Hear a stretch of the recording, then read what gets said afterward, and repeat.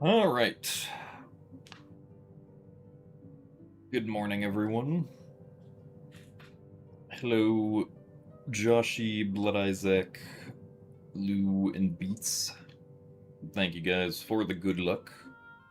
And also, thank you very much, Walter Gehrig, for the 4 months of Prime. Thank you for your continued support of me going fast in Zelda games.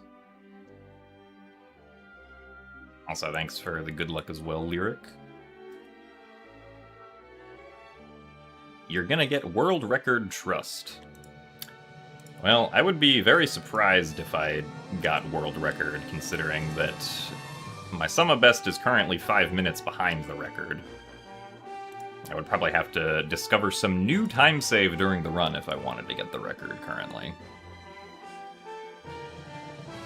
Also, thank you very much, Chris Croso, for the 15 months of Tier 1. Do appreciate your continued support as well. And thanks for the good luck as well, KitCot. Also, thank you very much, Obese Gazelle, for the Tier 1 membership on YouTube. Appreciate that support too. Glad you enjoy the content.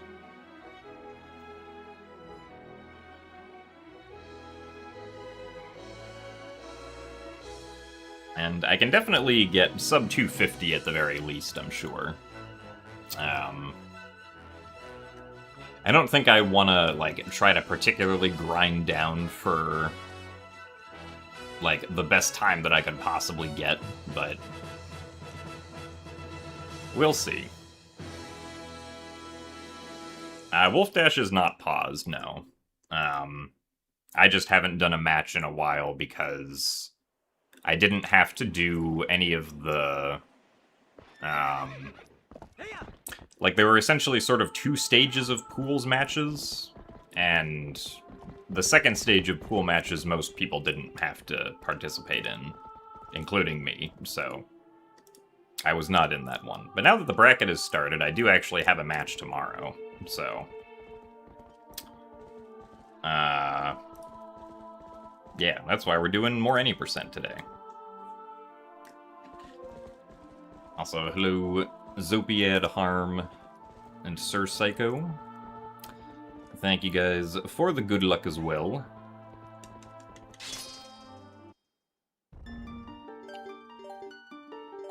Is sub 250 the new sub 3 these days? I guess in a sense, yeah. I would say getting sub 250 today is probably at least like a little bit easier than getting sub 3, like previously was like 5 years ago or something.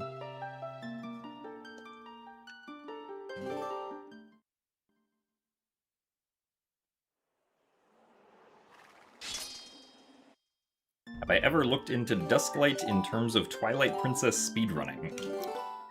I mean, Dusklight does have its own speedrun leaderboard, but I do not plan on participating in Dusklight speedrunning myself.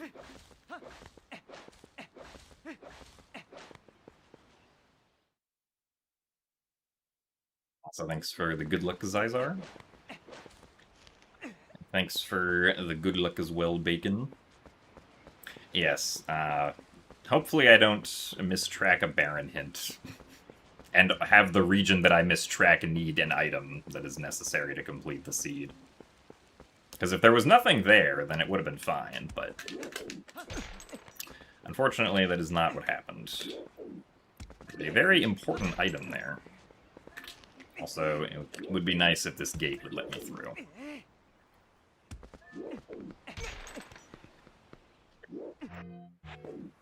That's not gonna work.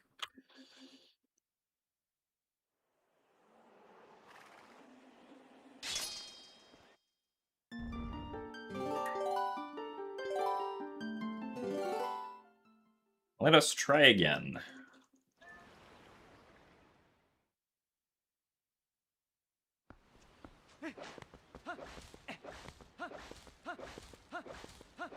Now, if there's anything to forget in a Twilight Princess speedrun, it would be Ending Blow, but I have not done that in quite a long time, so hopefully I don't do that for the first time today.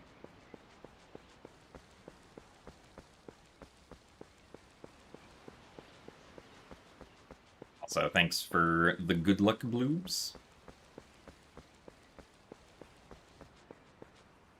But better to get that mistake out during a qualifier than during an actual match, in my opinion.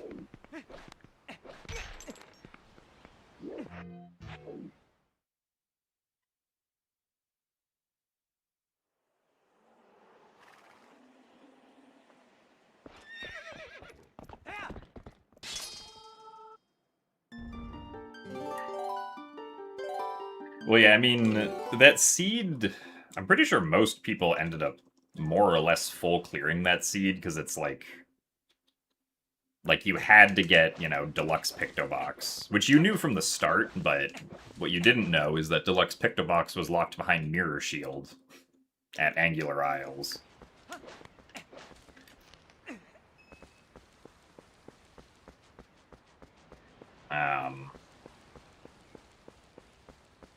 And, like, you had to go through all of each dungeon, essentially.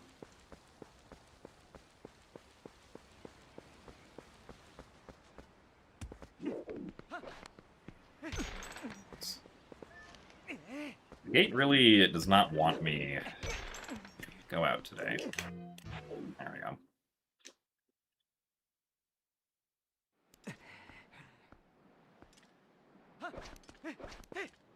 Also, hello, Purple Boy. Thank you very much for the good luck, Juniper.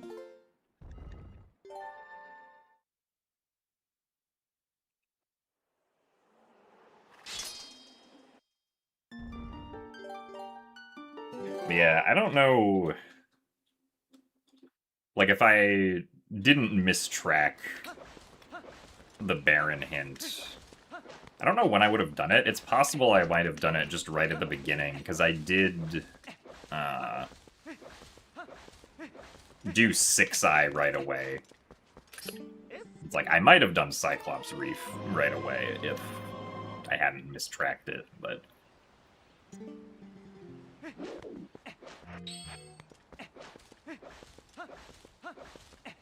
Impossible to know.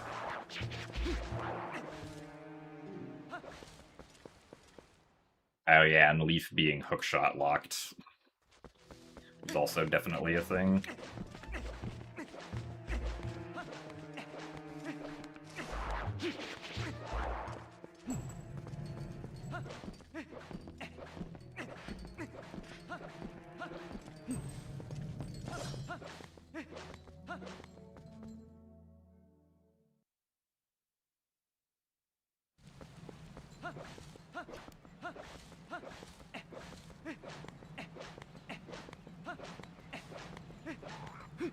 Yeah, because what I did was,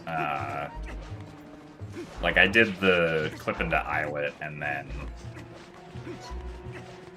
I sailed to, because we had Stonewatcher Path, I sailed and peeked the Stonewatcher platform, which it was not the platform one.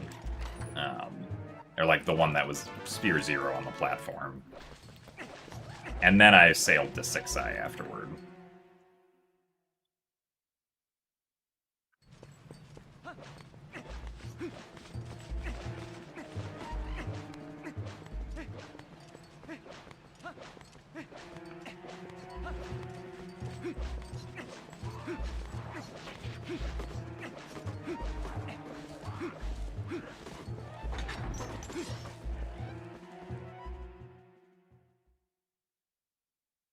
Hello, Expodajo. Welcome to the Link Rolling Simulator.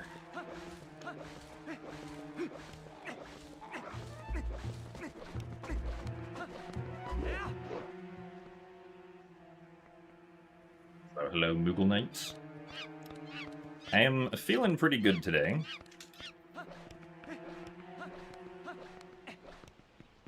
Hoping that we can get a brand new PB once again.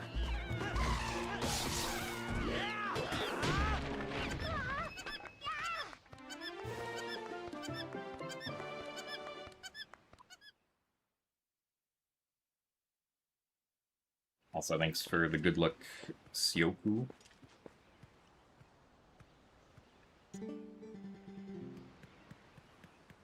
Thanks for the good luck as well, Seth Fox.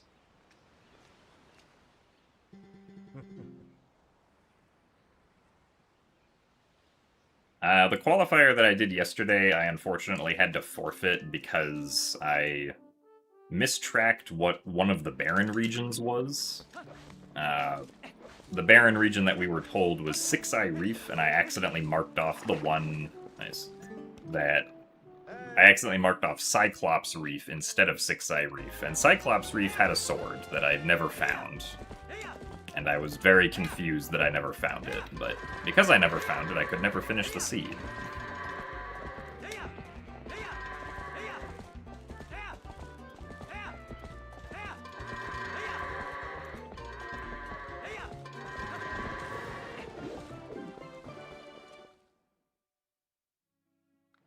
That's okay. It did not count against me, because I already have done 2 qualifiers.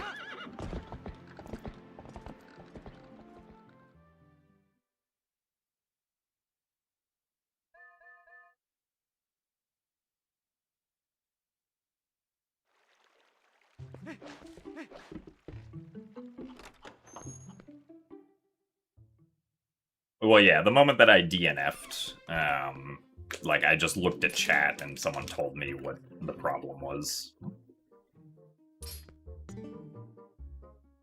I was like, oh, yeah, I did accidentally mark off the wrong island.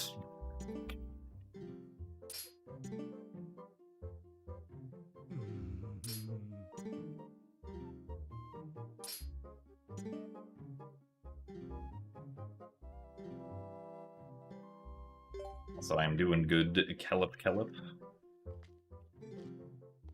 Twilight Princess is not my favorite game now. But it is a very good game. I would definitely recommend it, especially if you've played other Zelda games before. Nice. Though employed the do-nothing strategy.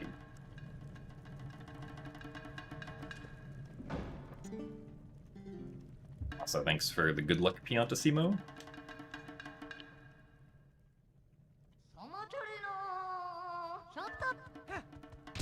Bo did not employ the do-nothing strategy.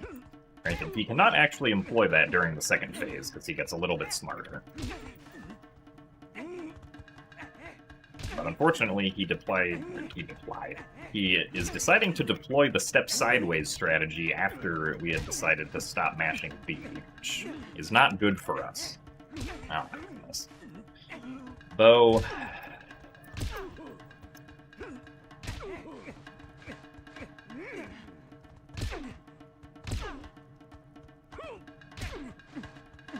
Amazing.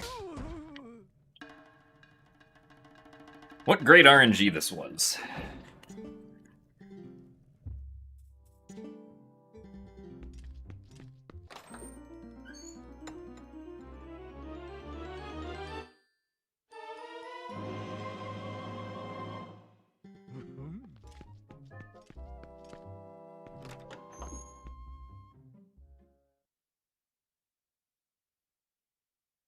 But we can still continue, even if that bad Bo RNG.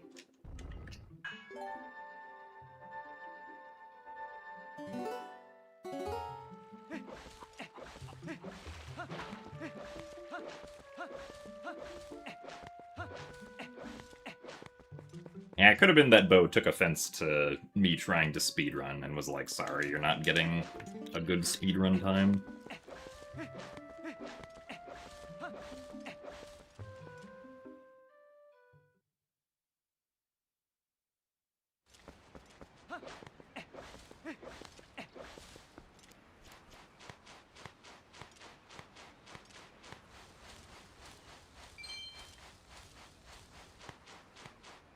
No, we're not going to reset from that. I can save, like, up to 2 minutes on the combination of Enter Farron and Master Sword together. So...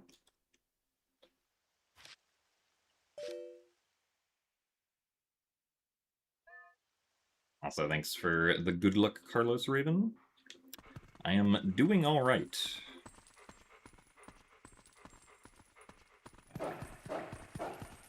Also had to pause to count steps, but I unfortunately did not time Box Breaker correctly.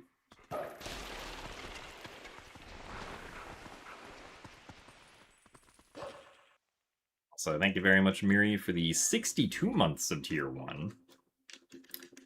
That is a lot of months. So thank you very much for the 5 years. Or over 5 years. Doing the subscription thing.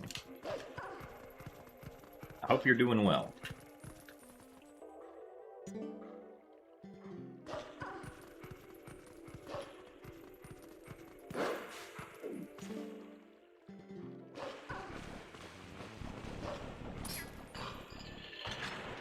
I mean, yeah, I'm still speedrunning, so I don't really have a whole lot to complain about.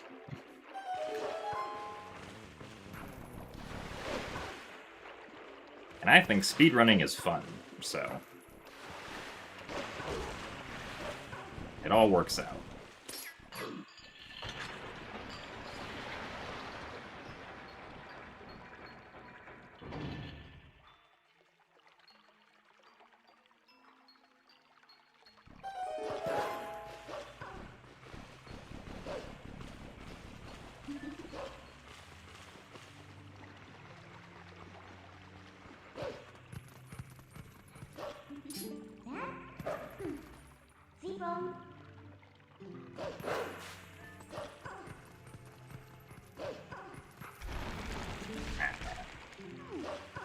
No text skip for me.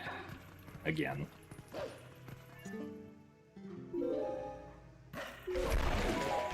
Also, thanks for the good luck Rhapsody.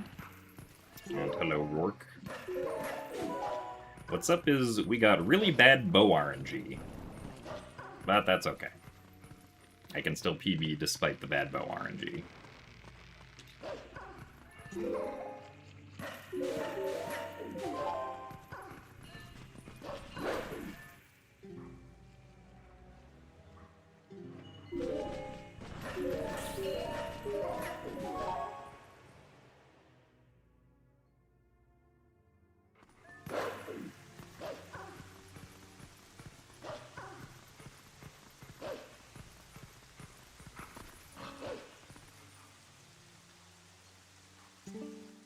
Well, Sword and Shield Skip is pretty difficult to learn. Just because it's a trick where you have to, like, dynamically react to what Hugo is doing and make, like, split-second decisions on if it's, like, okay to attempt doing the trick based on where Hugo is.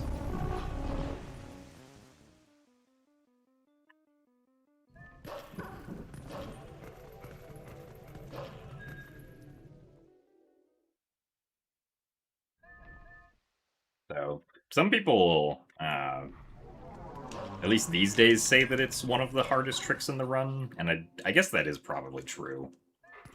Like, Sword and Shield Skip and Stallard Skip are probably the two hardest tricks. At least for the any % speedrun, in my opinion.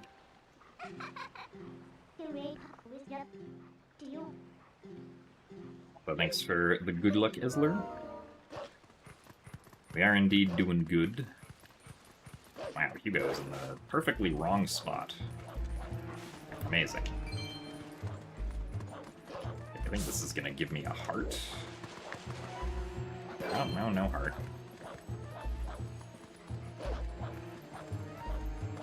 Also, thank you very much, Jay of Spades, for the 49 months of Tier 1. That is also a lot of months. So thank you for your continued support as well.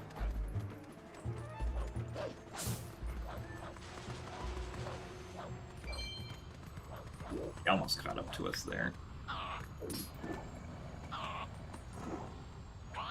Oh, bad Hugo. Stop swinging.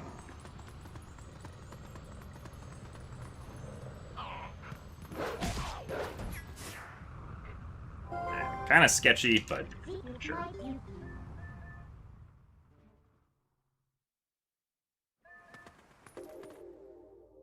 I played Dusklight.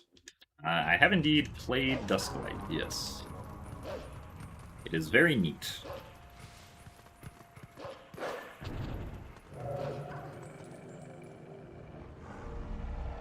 Well, thanks for the good luck, Master Hot Dogs. Generally, the displacement clips aren't particularly difficult to perform, no. It also helps that generally you can just retry them pretty quickly, so like even if you fail one, it only takes like a few seconds to retry it, typically.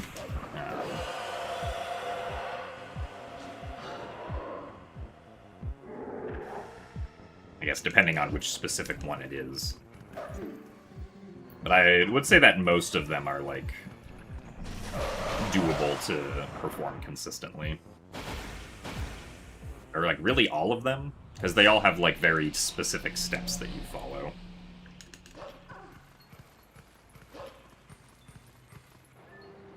It's just a matter of learning the steps and getting them into muscle memory.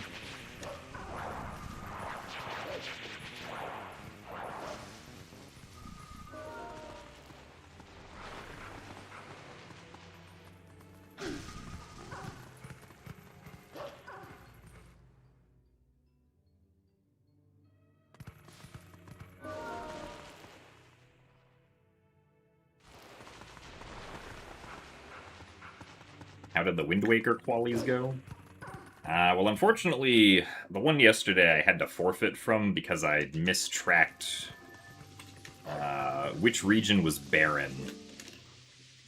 Or one of the regions that was hinted barren, and accidentally marked off a different region that had an important item in it. So, that wasn't good.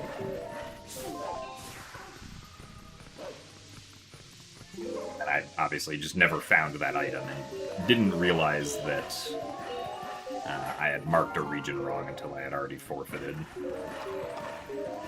Also, thanks for the good luck soup.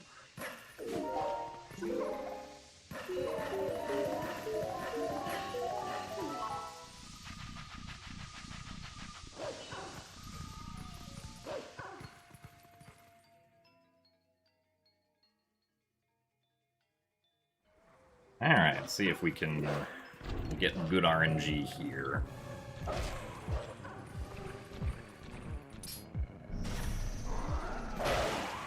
Oh, really?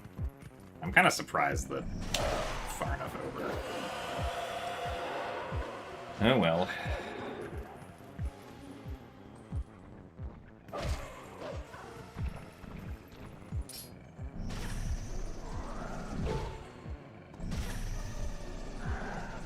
Oh, come on. That was too far away.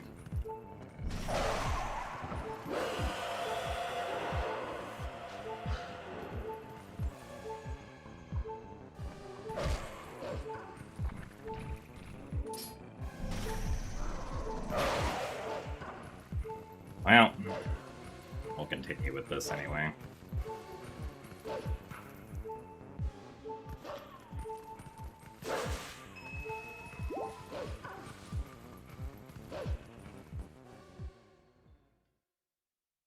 Well, so generally, at least as far as like early Master Sword and Sword and Shield skip go, the tricks were not discovered like by accident. The tricks were discovered by first people sort of having a general understanding that you can get Wolflink to move like very fast and very high temporarily if you release a B charge on a Shadow Beast in a certain way. And so it was a matter of just trying to do that specifically in the North Farron area and seeing if you could get out of bounds with it. That led to discovering early Master Sword. And same thing with Sword and Shield skip. People understood that, like, long jump attacks are a thing in this game was, like, understood pretty quickly. And so someone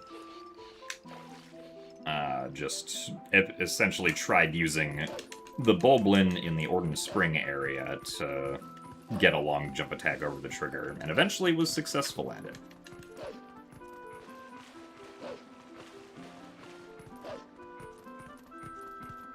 So thanks for the good luck, Canuck. And yeah, sometimes mistakes like that happen, but thankfully that race did not count against me. I would rather do that in a qualifier than do it in like a 1v1 match.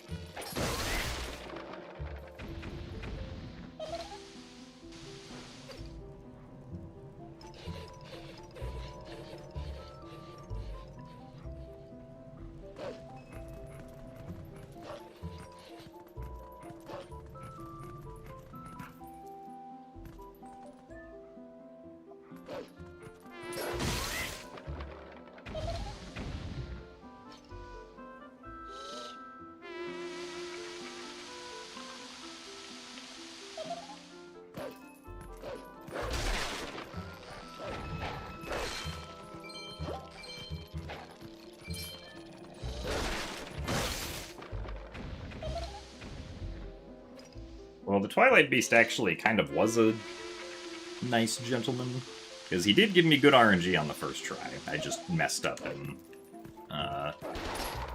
was not able to take advantage of it properly.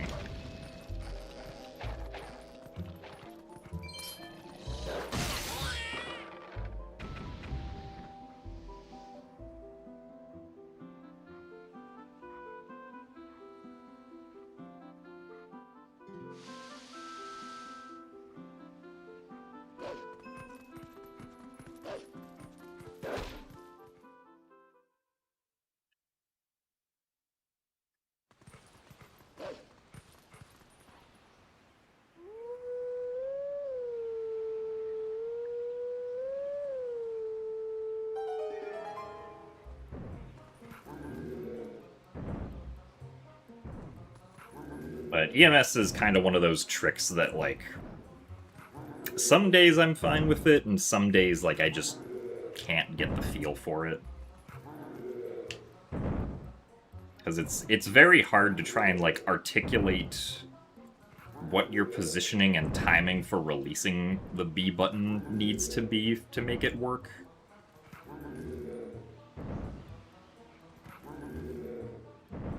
And also, it doesn't help that, like, the camera's not ever quite in the same spot each time. Despite people trying to look for setups to make it work like that.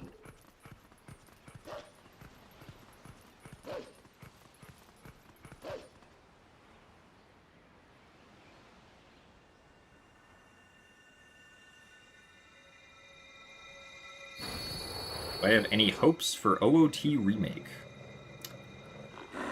My hope is that it is fun. End of list. Like, at least for me, I'm not, like... I don't feel, like, particularly nostalgically attached to Ocarina of Time at all. So, like, if they want to do something that stays, like, very close to the original game, as long as it's fun, that's fine with me. If they want to dramatically change things, then as long as it's fun, that is also fine with me.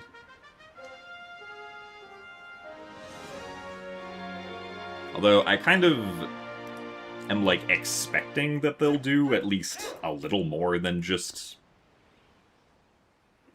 make it, like, one-to-one to how the original was. Or I guess, like, at the very least, I would expect them to, like, shift around some puzzle solutions the way that they did in Ocarina of Time 3D, with not expecting you to slash your sword through walls anymore.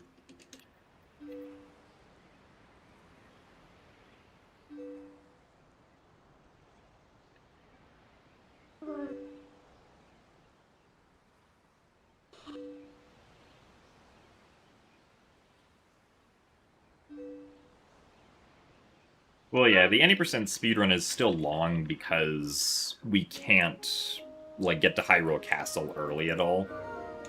Because to get to Hyrule Castle, we have to defeat Zant. To defeat Zant, we have to get to the Palace of Twilight, which requires beating City in the Sky. To beat City in the Sky, we have to get the spinner, which means we have to go through Arbiter's Grounds, which we do anyway to get to Palace of Twilight. And to get to Arbiter's Grounds, we have to beat Lakebed Temple and do the Midna's Desperate Hour portion of the run.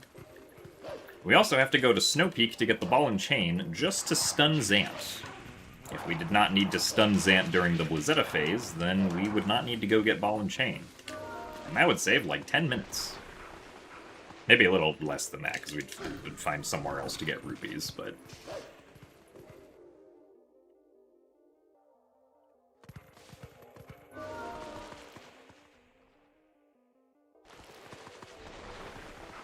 Yeah, I mean, as far as also, like, making Ocarina of Time, like, open world in the sense that Breath of the Wild and Tears of the Kingdom are open world, I kind of wouldn't expect them to do that.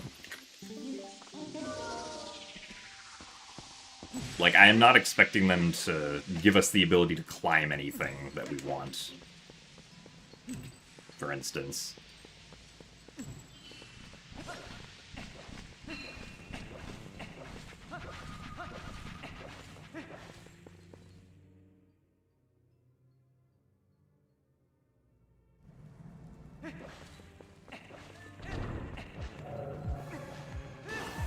But it would be cool if there were, like, you know, no loading zones, for instance. That would be neat. Or at least, like, very few loading zones, in a sense. Because at least, like, if they wanted to do something like make the entire map continuous, that would require changing the scale of some things, because just the maps, as they exist separately in the original Ocarina of Time, do not actually fit together, like if you tried to just stitch them all together as they are.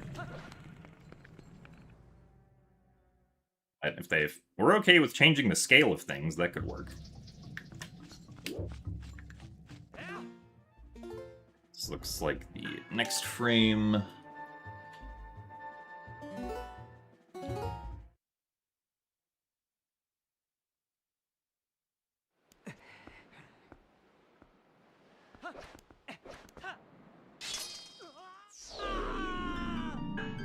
Right, because, like, probably the biggest, like, disconnect scale-wise in the original game is, like, how big Lord Jabu Jabu is compared to how big the dungeon inside Lord Jabu Jabu's belly is. Like, obviously, the entire dungeon does not even come close to fitting inside the actual model for Lord Jabu Jabu.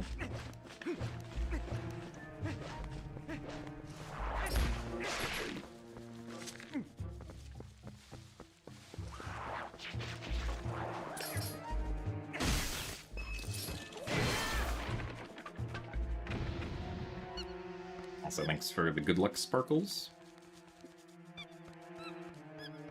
Who is my favorite Sonic character? I don't know if I have a favorite Sonic character, because I don't play a whole lot of Sonic games. Do I watch anime? I've watched a couple of anime series before, but I do not, like, actively seek out anime.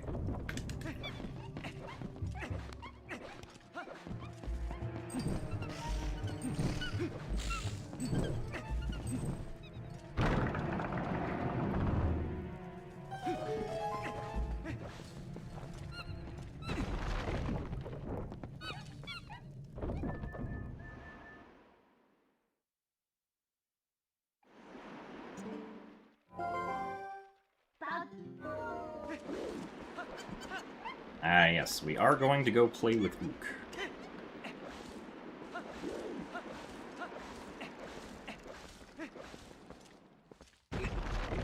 Also, thank you very much, Nintendame, for the 62 months of Tier 1. Thank you very much for the over 5 years. Thank you for the good luck as well.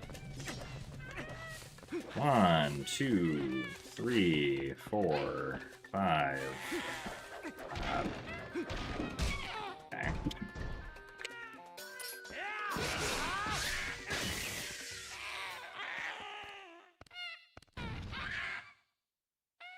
Also, thank you very much, Washi, for the 8 months of Tier 1. And thank you for the good luck as well. Do appreciate the continued support. Also, yes, I am excited for the OOT remake, because I have very good confidence that it will be fun. And that it will probably be interesting to speedrun, for at least a little bit.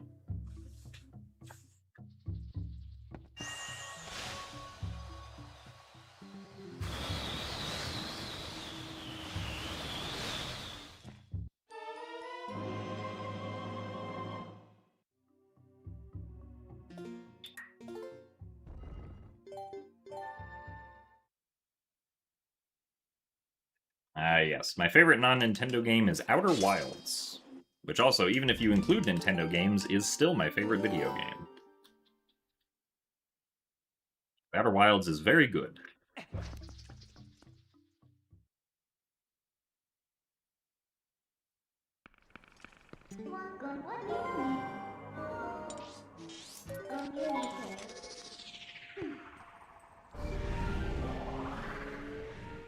Also, yeah, because we have the Master Sword, we can just one-cycle Ook with the attack power that the Master Sword has.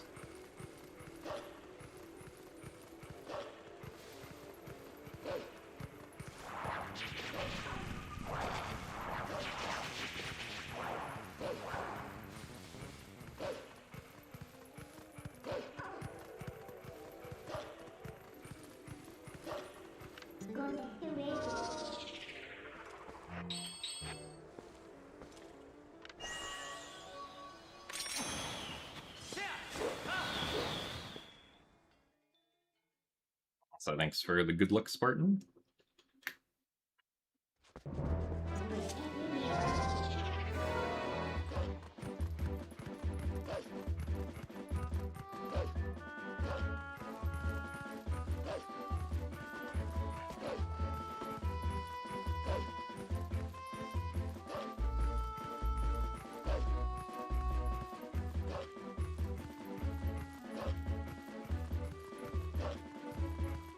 Wow, really? Alright, well. I failed to press the Z button in time. So I guess we're getting mail.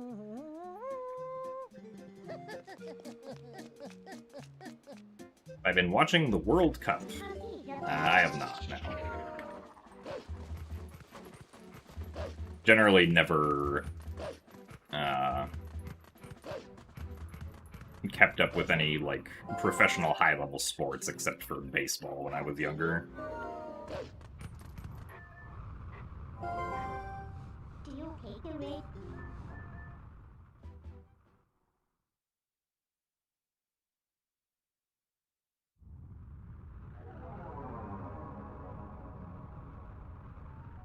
And yes, growing up in Los Angeles, the baseball team that I followed was the Dodgers.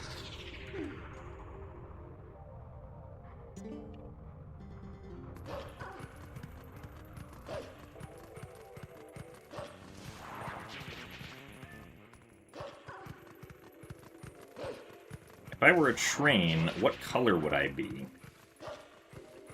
I don't know, blue.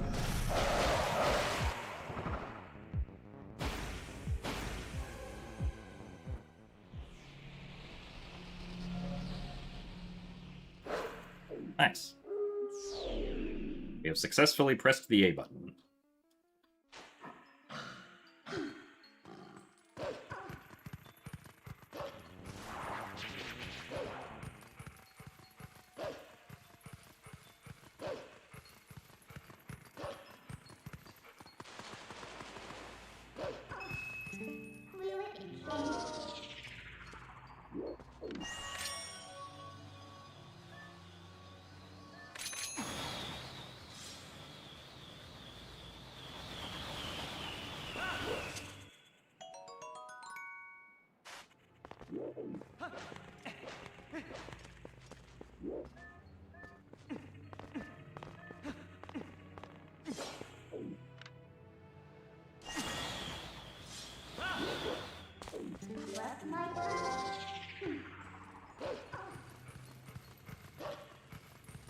Damn household, you have sport ball on every day. Yeah, I mean, sports do indeed be active currently.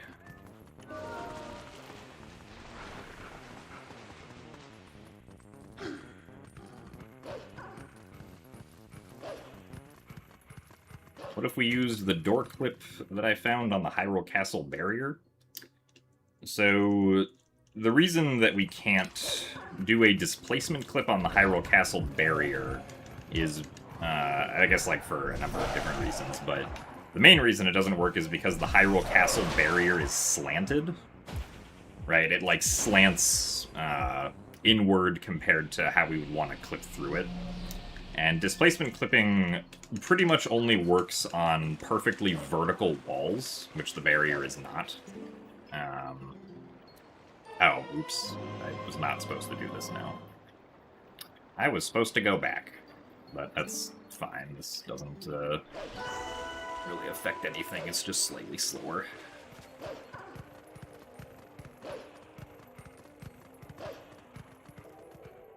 Means that I probably won't want to split for Elden Vessel.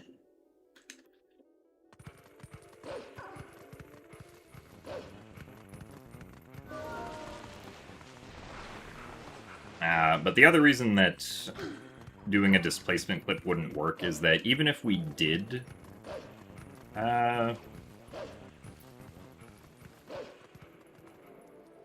like have a perfectly vertical barrier to try and displacement clip through, there's no pickup item or animation that we can get there to actually, like, complete the clip fully. Like, we'd only be able to do the first part where we get into the wall, but we wouldn't be able to get past the wall because there isn't, like, a rupee that we can pick up nearby there.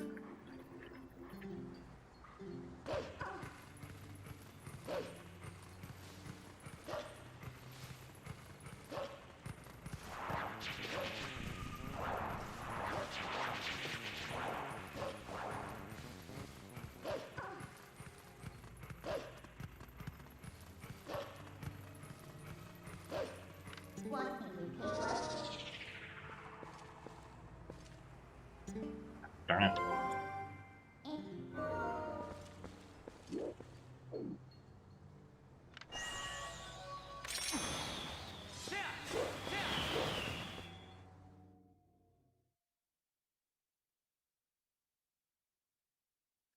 Hello, hit. Thanks for the good luck, Douglas.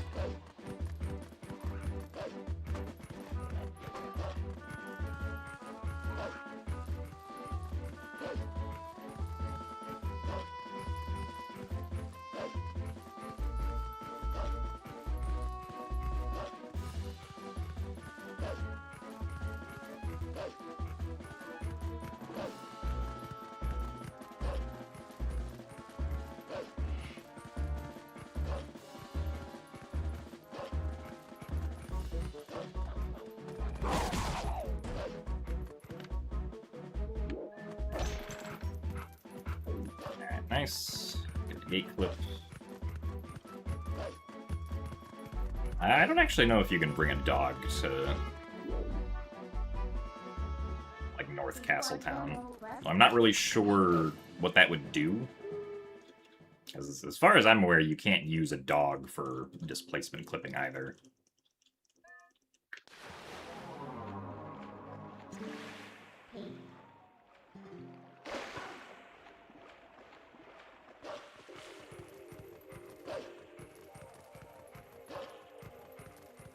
Dogs unload between areas. Well, this is very sad, but I'm also not surprised.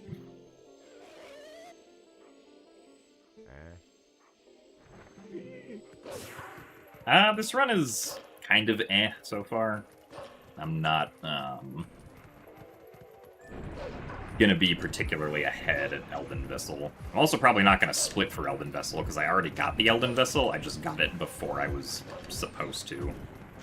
Also, this is a very unoptimal flying pattern.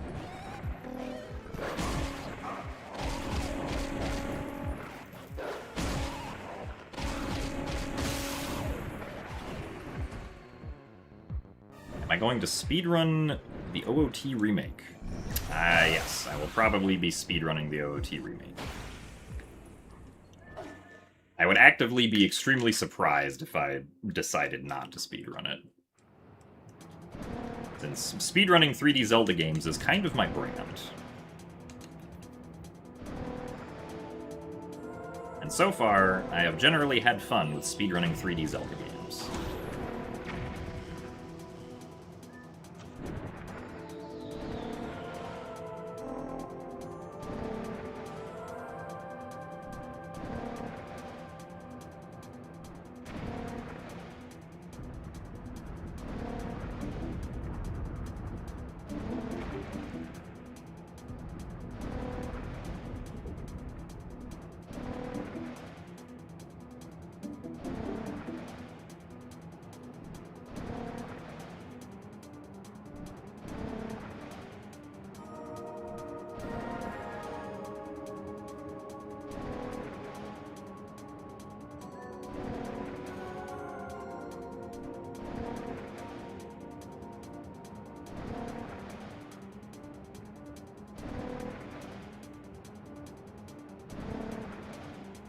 So thanks for the good luck, Leanne.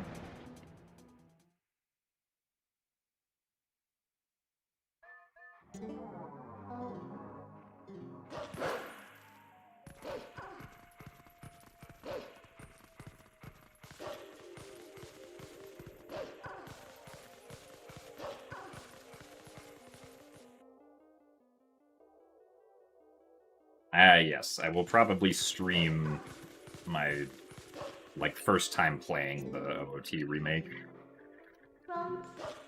Because presumably, it's not going to get leaked early at all.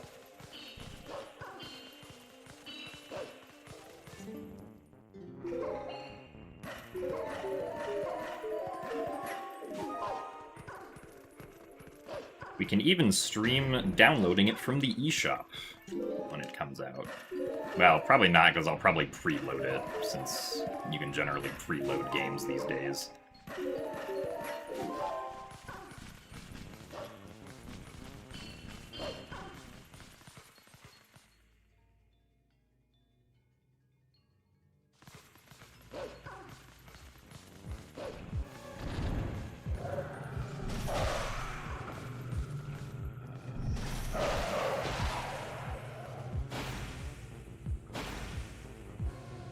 I mean, yeah, I probably will speedrun the OOT remake before Wind Waker HD, because once we're done with Twilight Princess, I don't plan on doing Wind Waker HD next or anything.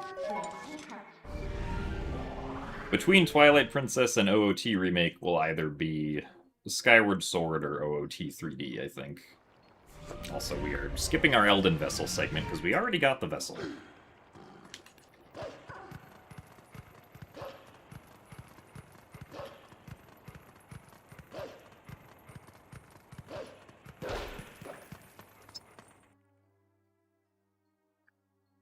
Yeah, I'm not a particular fan of Hyrule Warriors either.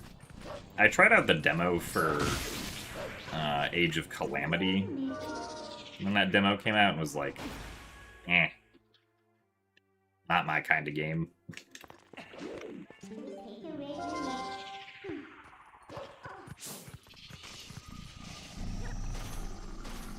Not a fan of this bug layout.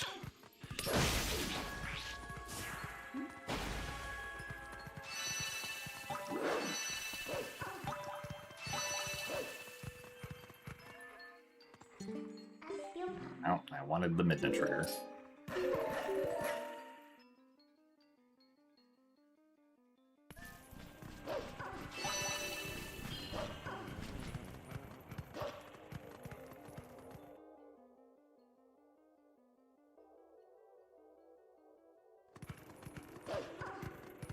Also, thank you very much, Asher, for the 44 months of Prime. Thank you very much for your continued support.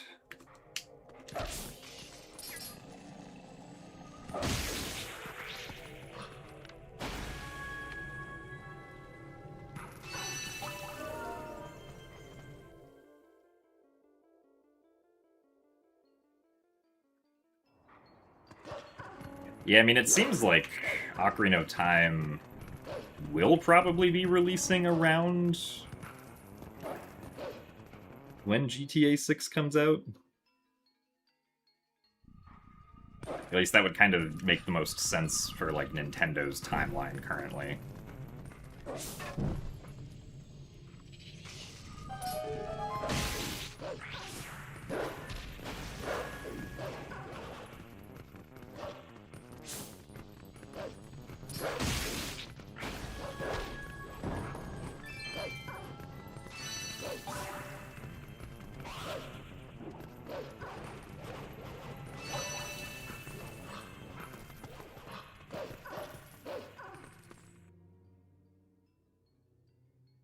Thanks for the good luck, Asher.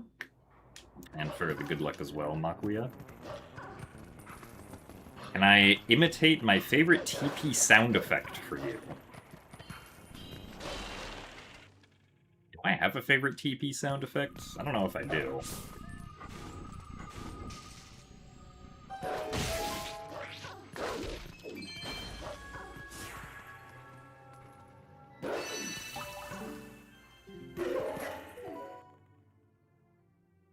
So thanks for the good luck, Pikachu and PSP.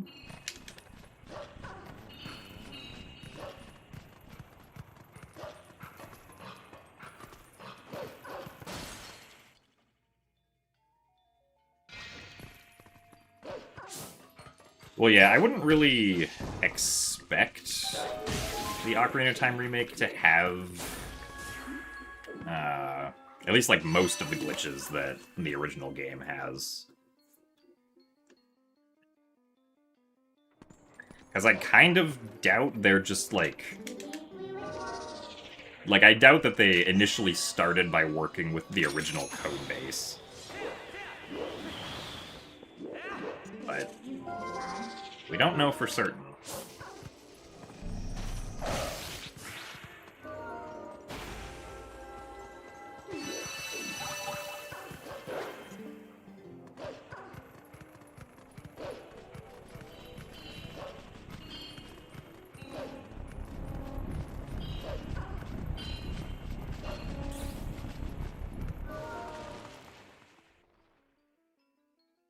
The only date that we have for the OOT remake releasing is 2026.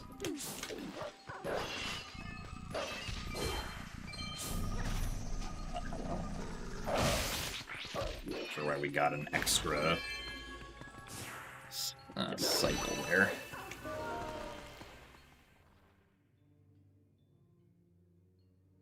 Also, yeah, I imagine that even if Ocarina of Time released on the exact same day as GTA 6, that it would still sell well.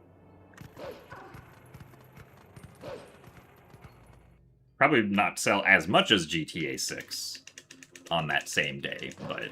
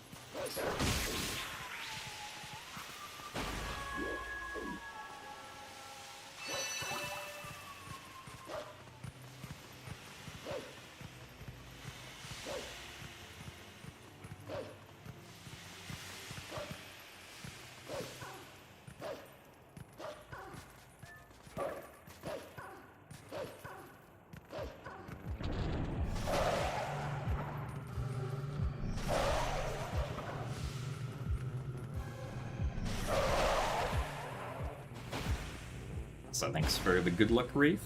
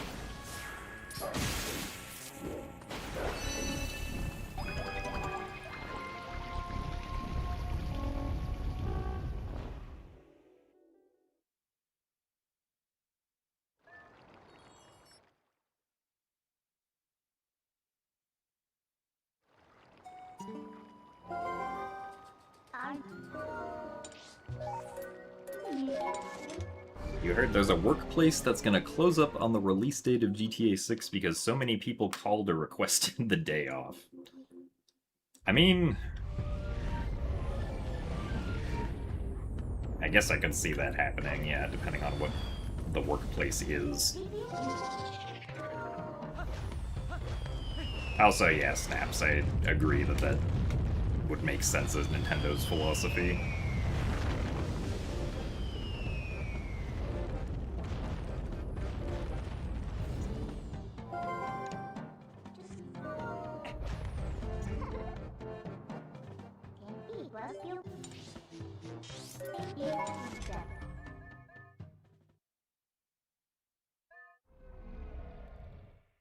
So thanks for the good luck, Keiru.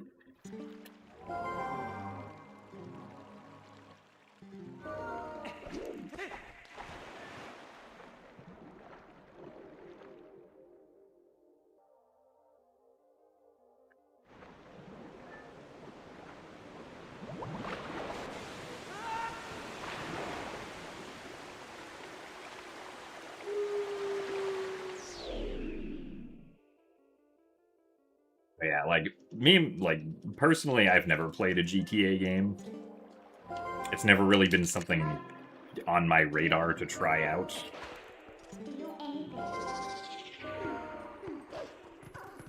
So, like, I was only gonna get Ocarina of Time, personally.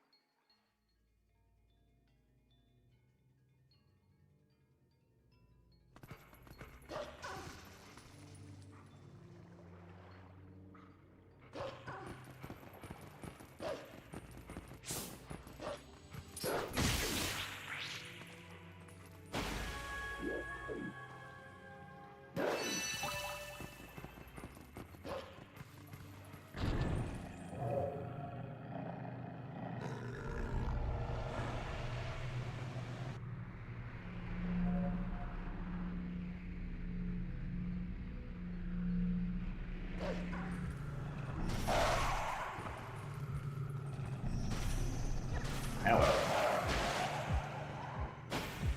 That Shadow Beast took his sweet time moving over there.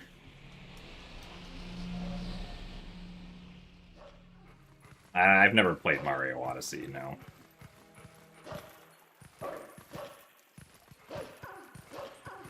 Probably should sit down and play it someday, but hasn't been particularly high on my list of games to play.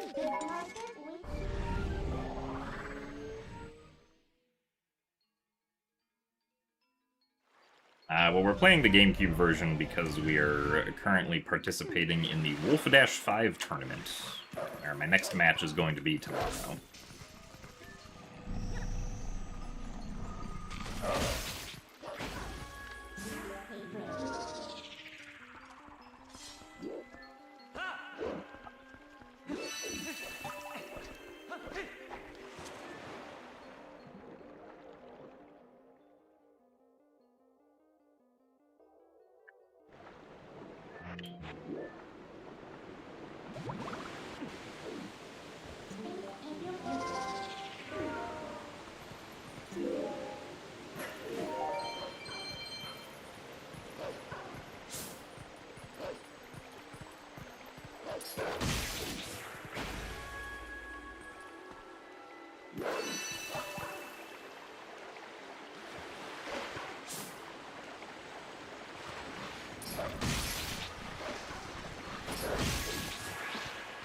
Not too bad. Lily pad bugs.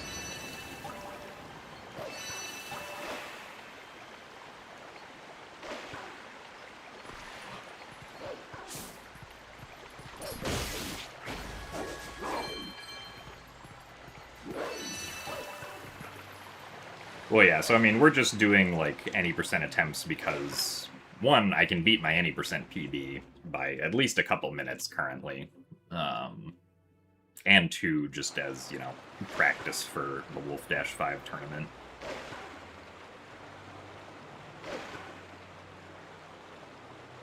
I've never tried an Uncharted game, no.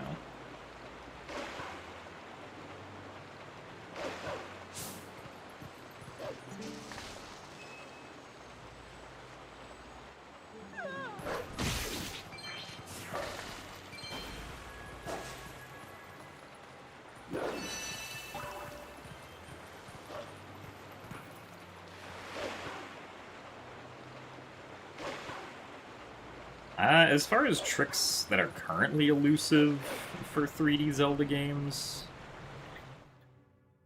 I guess in a sense, like, early explosives in OOT 3D is still elusive. Technically, you can do early explosives somewhat quickly on the 1.1 like Taiwanese and Korean releases of OOT 3D, but those versions also patch restricted items, which makes them not faster for most categories.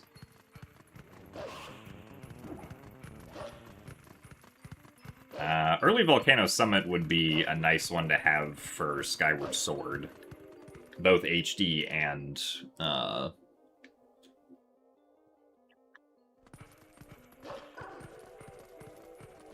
yeah, early Master Sword in TPHD is very close to working, but we just can't clip through one last wall.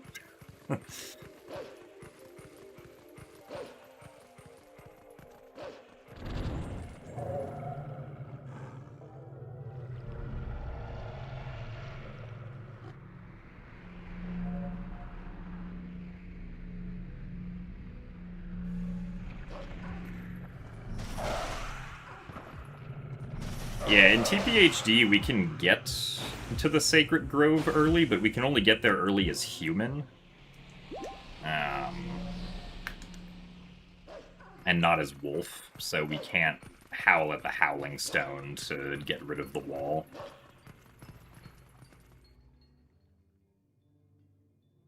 Apparently, the only option for getting past the first room is to Rupee Slide, which takes like 90 minutes, so that's not really worth it for a trick that only saves like 20 minutes at best.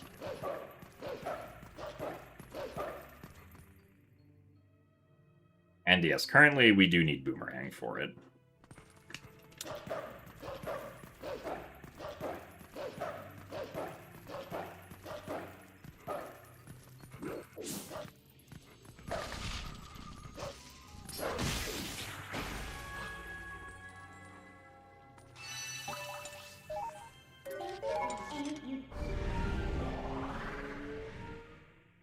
Yeah, you do also need Slingshot, which does add, like, or it does take away, like, 5 minutes of what the time save of it would potentially be.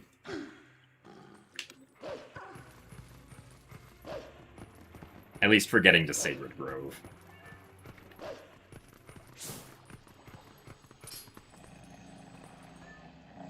Hello? Might have been low enough that first time for me to do a jump attack, but...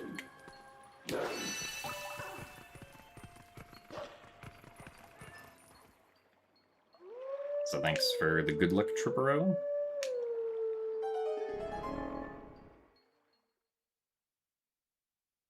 GDQ stands for Games Done Quick, which is an organization that does 2 big speedrun charity marathons each year, called AGDQ and SGDQ, in the winter and summer, respectively. So the next upcoming GDQ is SGDQ, which will be from July 4th until...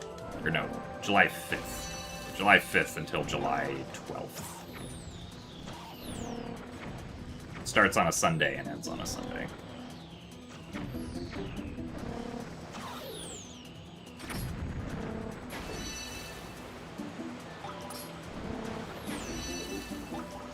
So, I will be attending the event and also running Wind Waker Randomizer at it with my friend Tomomodachi.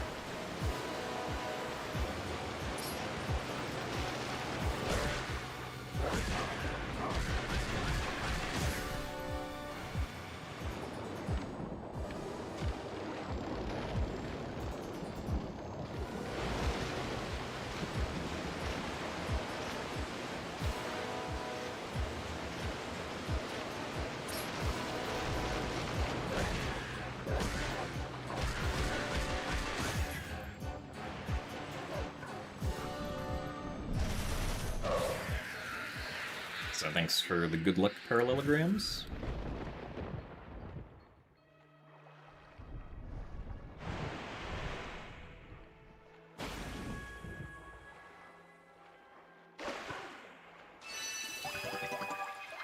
Alright. Mostly good linear Twilight. I didn't know you could pull back the camera there after you lost control. I'll probably do that since it probably reduces lag.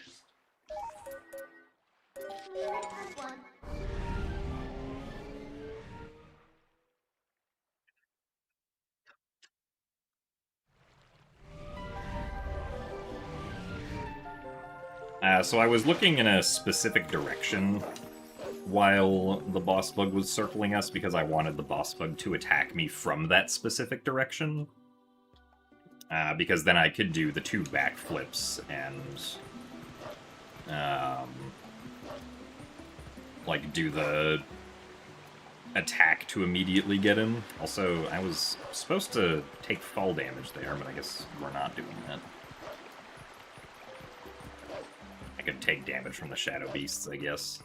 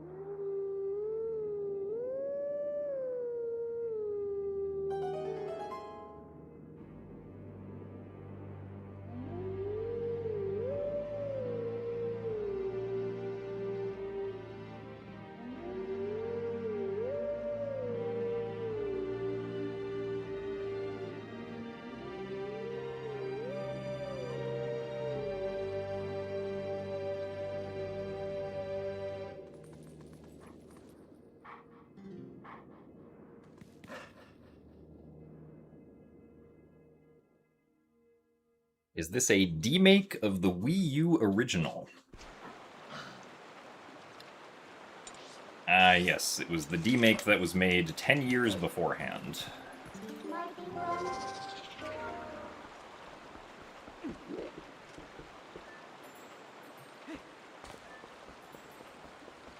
Oh, I keep forgetting to talk to Isa here. Why do I keep doing this?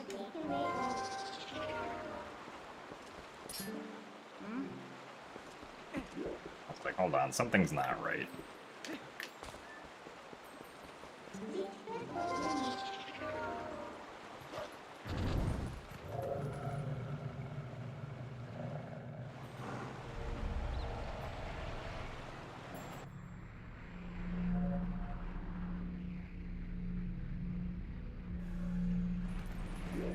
Hello.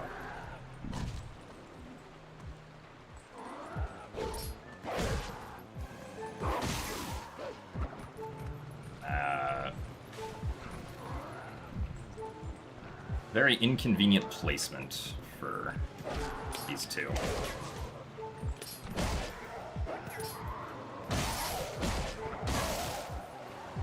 Alright, well, that was slow.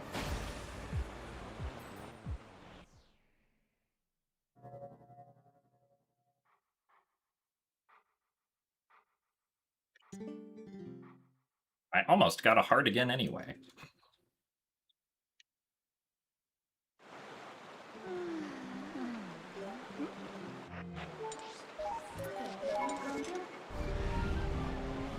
So thanks for the good luck, Tofel.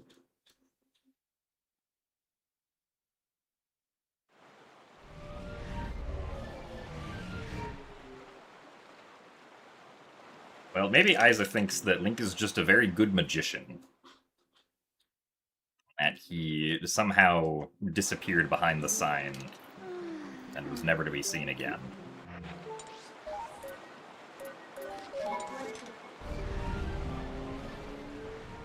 Am I gonna read YouTube chat today? I'll think about it.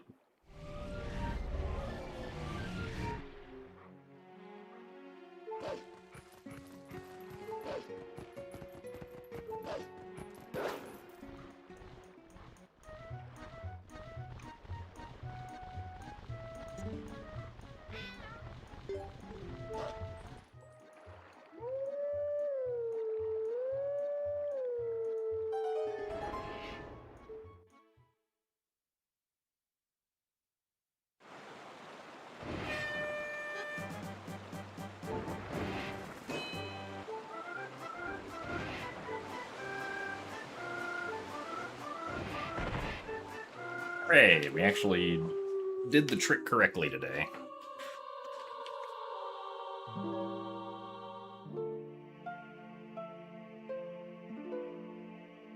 So thanks for the good luck, Peachy.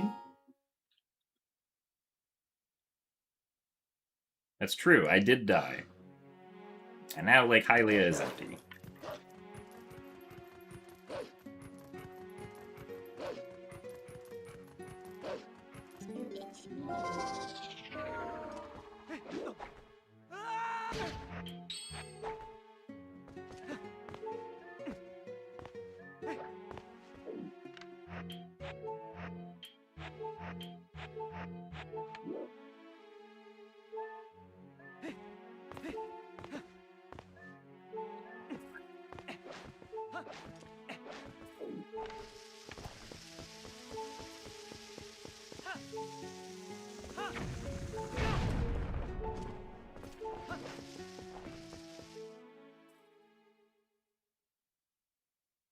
Confused.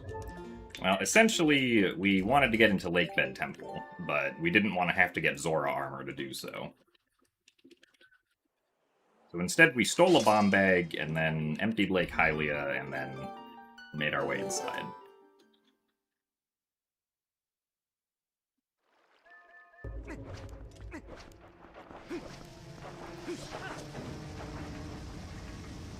So thanks for the good luck, Martinberg.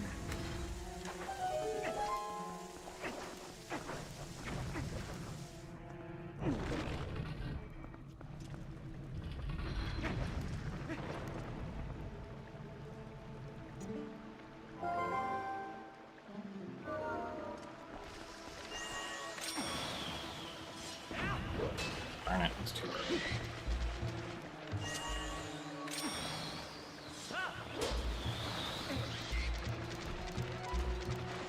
It's too far over.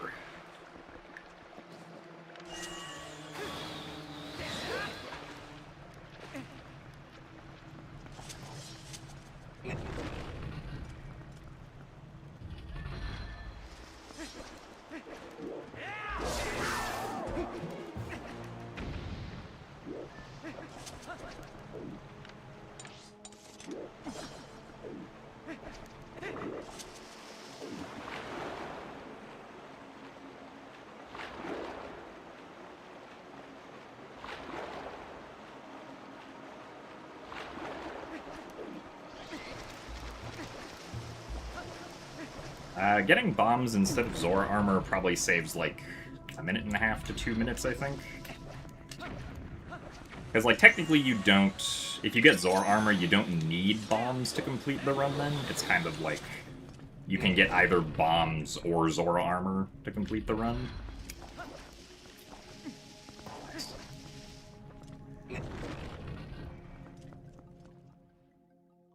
Getting bombs is faster.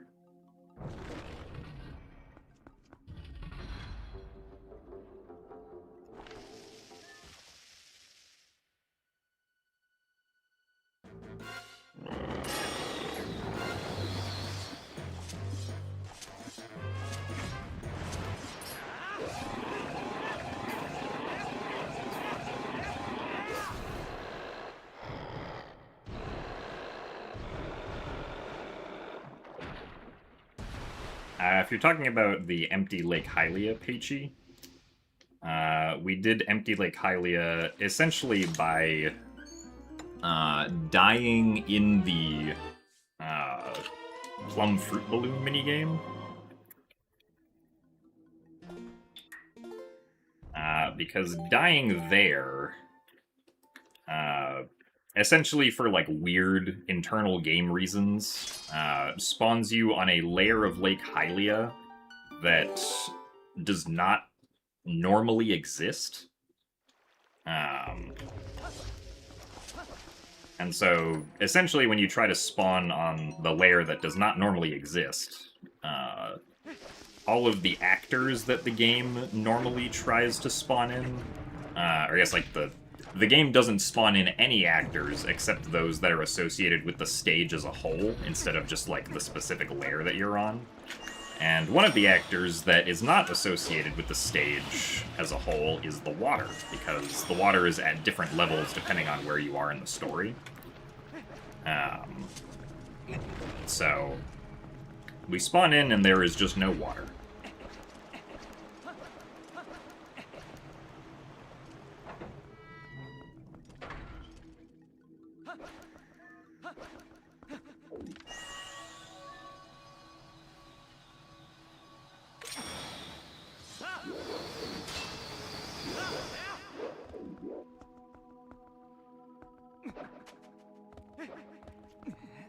Well, yeah, so specifically it's Lair 4.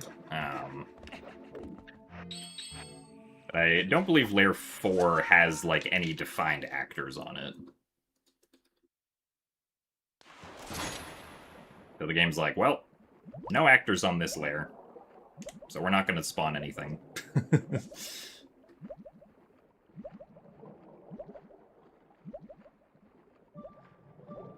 We did not get the ending blow yet, no.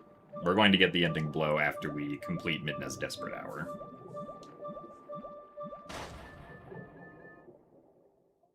So thanks for the good luck Hylian pizza.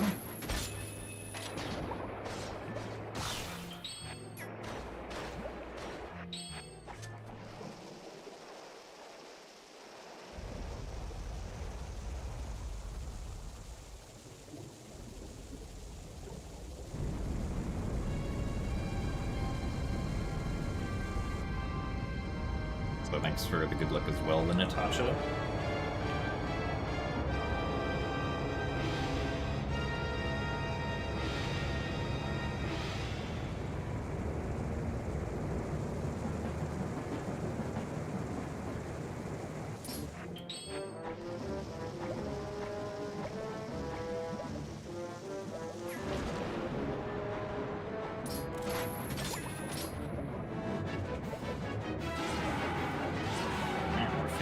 Low to the ground. It's convenient for me.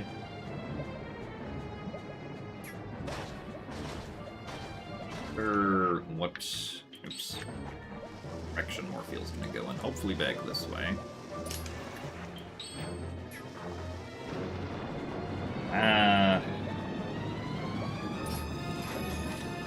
Darn it. Well. This is unfortunate.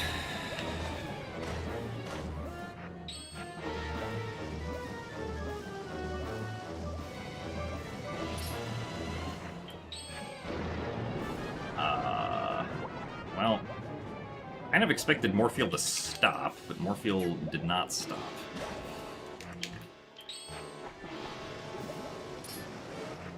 Now Morpheal is... Morpheal, what are we doing? This is just terrible RNG right here.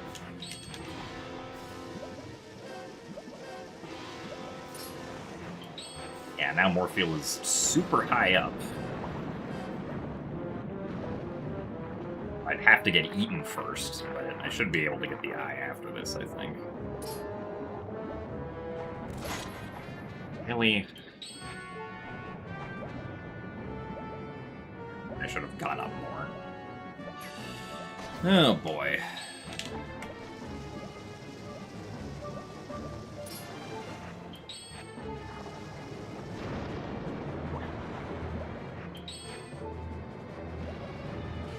Truly one of the Morpheals of all time. It's like I'm not even in like the center of the arena or anything, but I just can't get into a good position compared to Morpheal. Morpheal keeps swimming over me.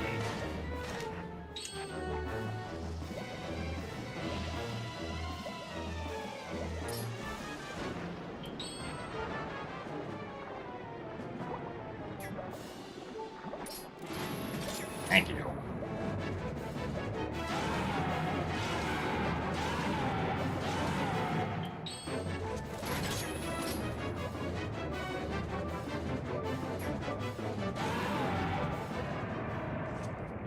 Well, that was surely one of the Morpheals of all time.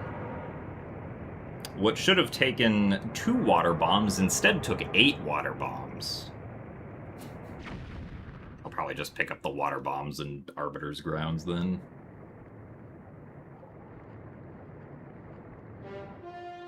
What Zelda game do I recommend to start learning Zelda speedruns?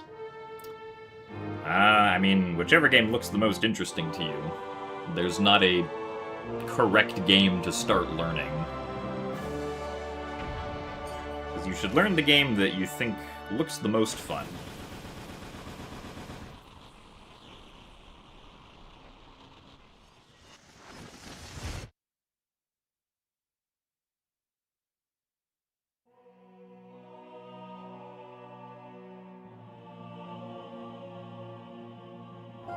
So the trick we do with the water bombs is you essentially pull out a water bomb while you're on the ground in water, and then if you force unequip the iron boots and start swimming, Link will hold the water bomb while he's swimming, which, if you press the A button while doing that and holding the water bomb, Link will, for 1 frame, go into an animation of throwing the water bomb.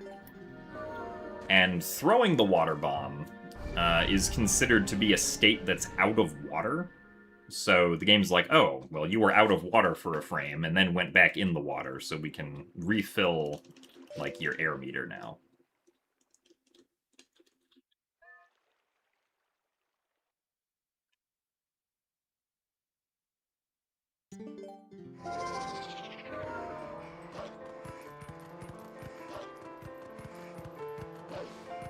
Anyway, we lost like 2 minutes there, so that was cool.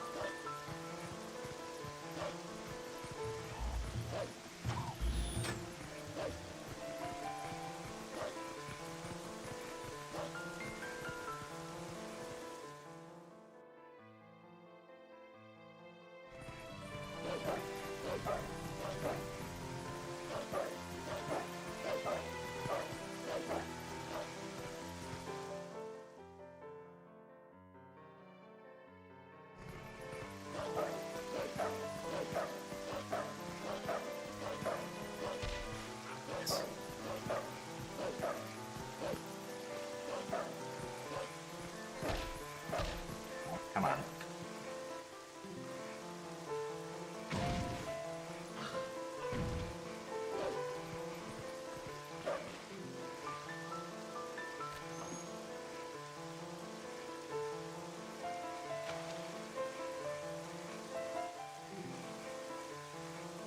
What if you think all games are equally fun? Well, then you can pick a game at random.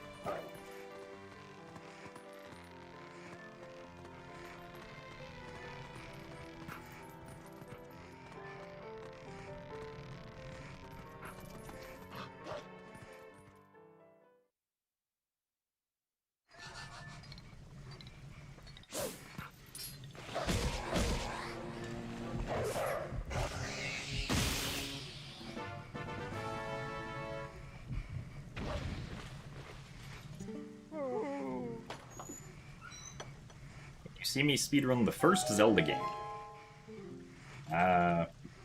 Probably not, because I've never even completed the first Zelda game.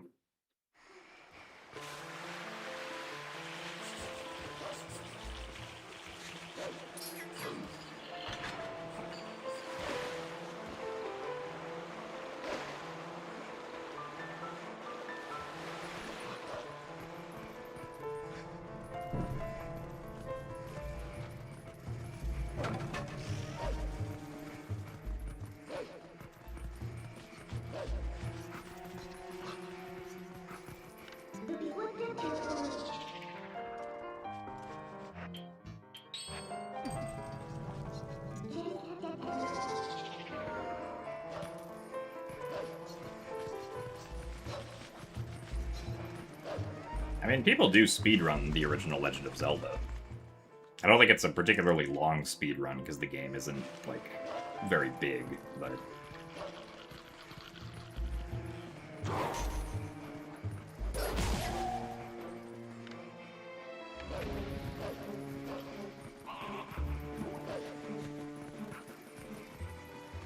I think with arbitrary code execution, you can beat it in 4 minutes.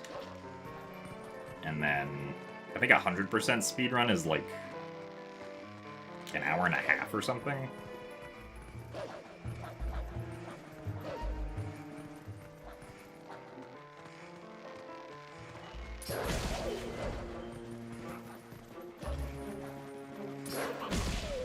Alright.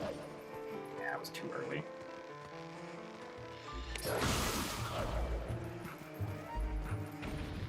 Okay, I guess we're doing a small jump there.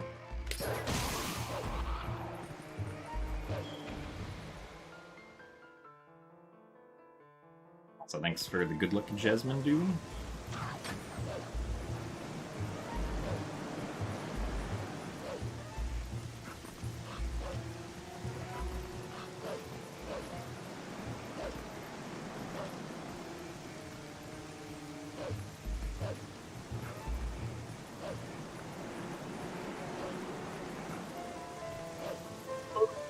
Why did we turn sideways? Man. Well, now we're probably not ahead.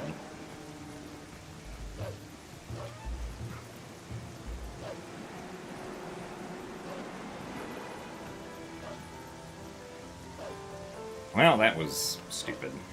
I don't think I've ever failed that jump like that.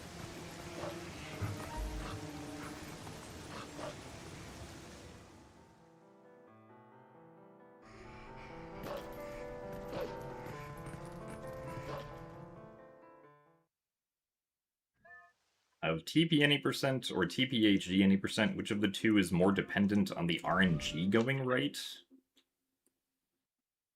I'm not sure.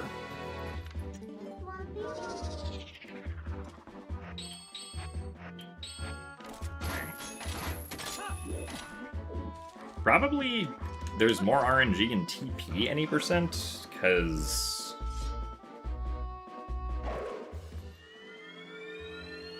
like, TP, or like, TPHD doesn't have Sword and Shield skip or EMS. The time loss from bad RNG on Morpheal is a lot worse in TP any percent compared to HD where you have Zora armor.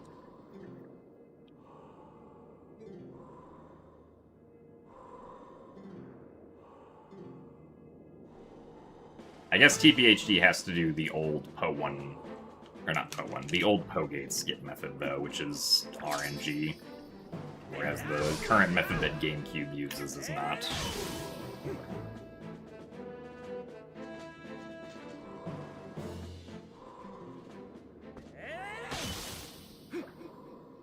Honestly, that's like, at least for me, that was a pretty big run killer at the end of me doing TPHD attempts, was just, well, Bubbles didn't cooperate for Pogate skip, boo-hoo.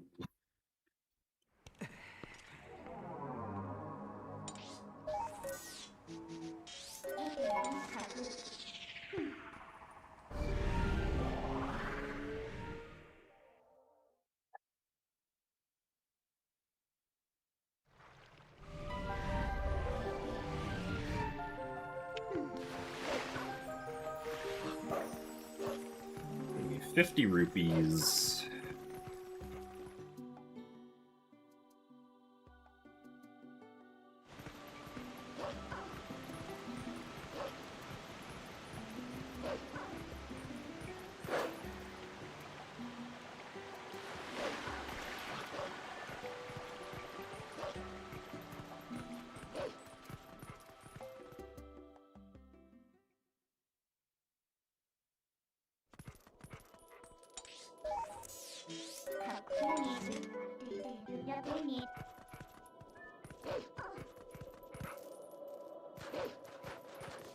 Someone discovered a Pogate Skip.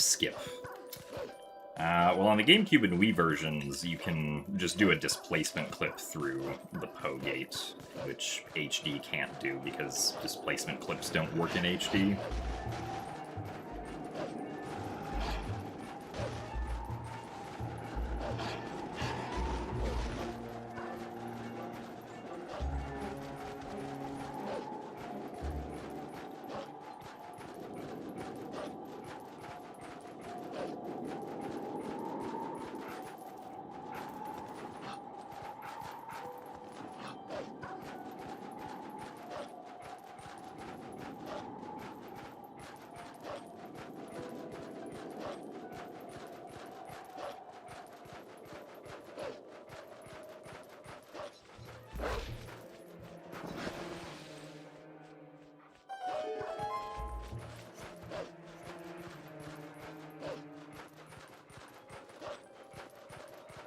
We have to howl at the stone.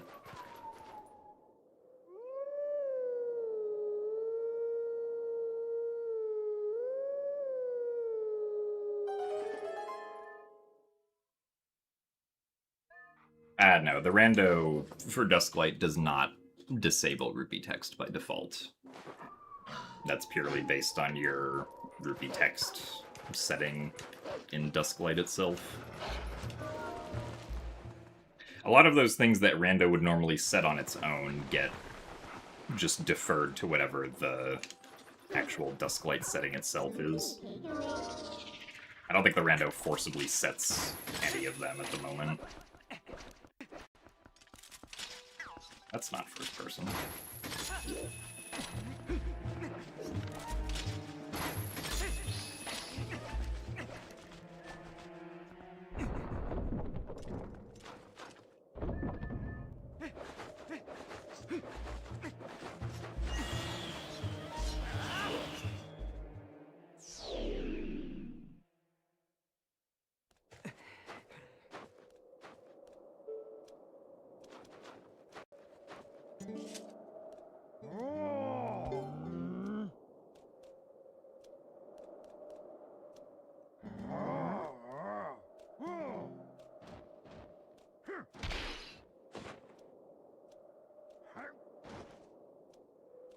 I don't think you can re-enable rupee text in TPR currently, because I think it just hard sets having seen all those text boxes.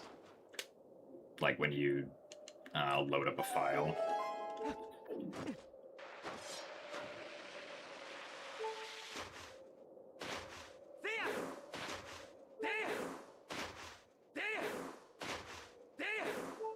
The name change from Dusk to Dusklight was kind of for, like, legal reasons. And, like, trademark reasons, specifically. Because there is a video game that is just called Dusk.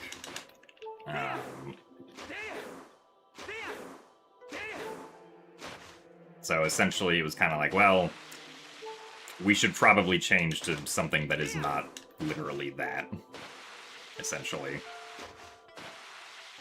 Because of, like, due to how trademark law works. So, like, the word dusk, within the context of video games, already had a trademark to it. Also nice.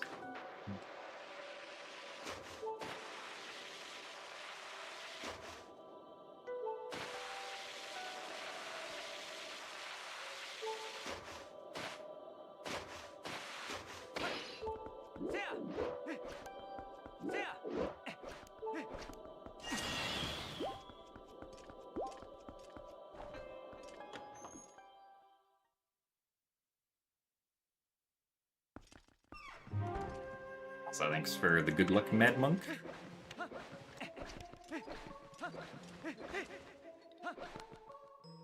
Also, yeah, essentially, some members of, like, the Dusklight administration were contacted and asked if they could change it. Like, very politely.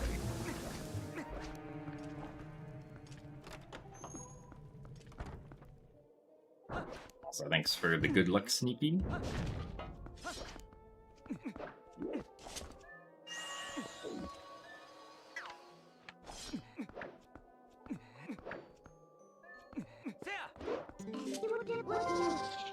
So thank you very much, Mad Monk, for the 10 Tier 1 gift subs to the community. It's very generous of you, so thank you very much. Congratulations to anyone who got a gift subscription.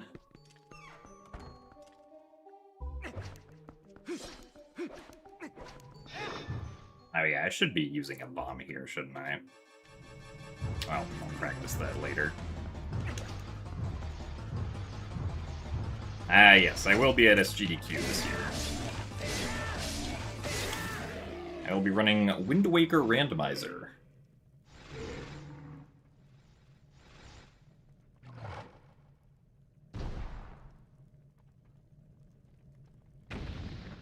With my good friend Tamamodachi.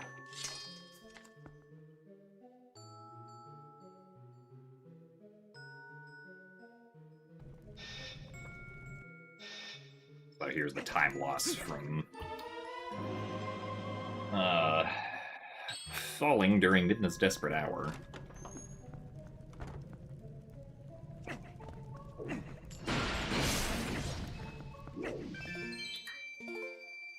The Wind Waker run will be on Friday in, at least at the local time for the event at about noon. So that'll, or not noon, excuse me, 9 a.m. So that'll be 10 a.m. Eastern Time, 7 a.m. Pacific Time.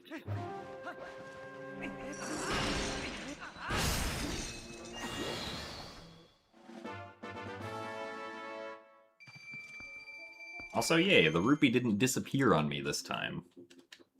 How nice of it.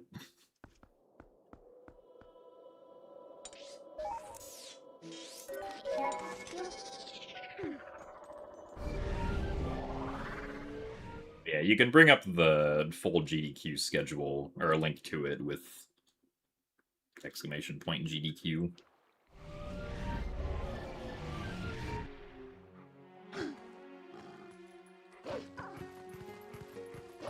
What do you do if you're out of lantern oil at Forest Temple back in time? I mean, lantern oil isn't, like, strictly necessary to do that trick, but it does, like, make it a lot harder to see if you don't have the lantern light.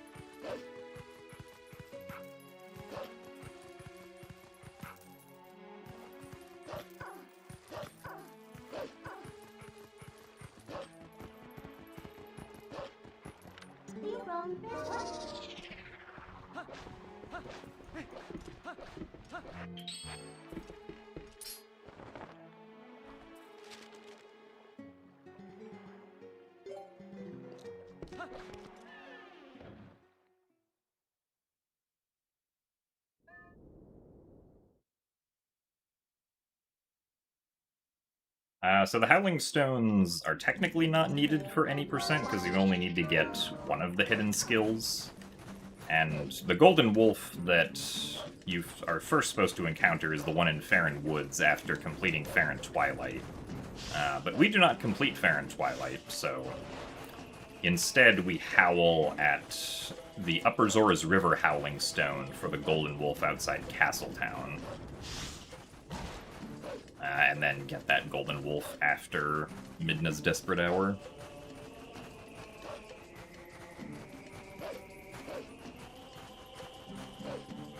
I play any games other than Zelda on my own time. Yes, I have played games that are not Zelda on my own time before. Occasionally, I'll play like Overwatch or Valorant with friends. Or occasionally I'll also pick up like a single-player game to play through that I've heard is good before.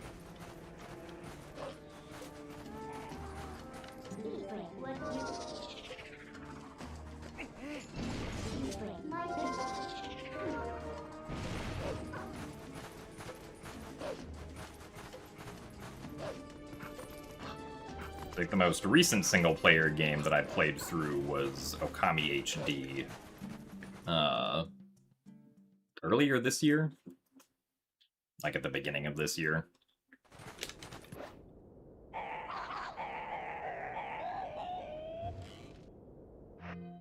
Really?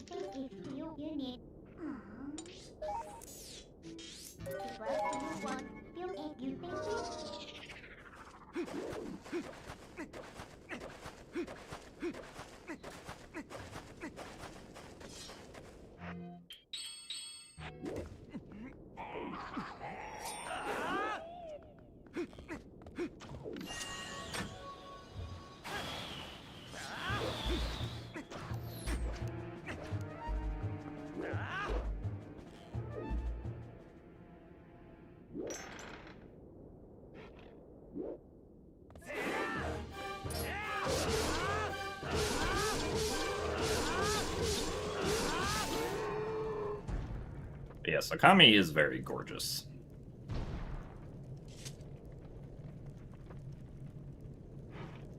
And I did enjoy playing it.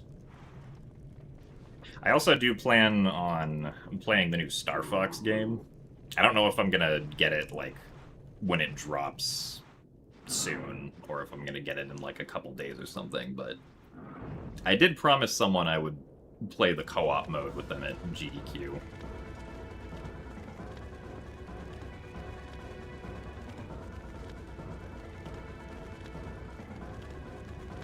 Also, thanks for the good luck apes. It was 32 degrees today at the volleyball gym. I assume this is 32 degrees Celsius.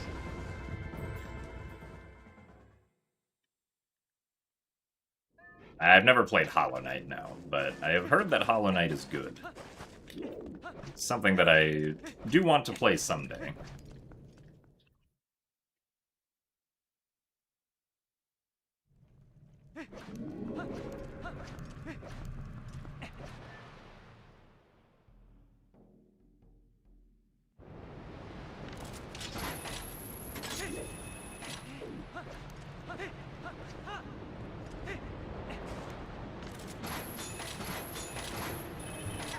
Oh, I have trouble specifically aiming down for this chain.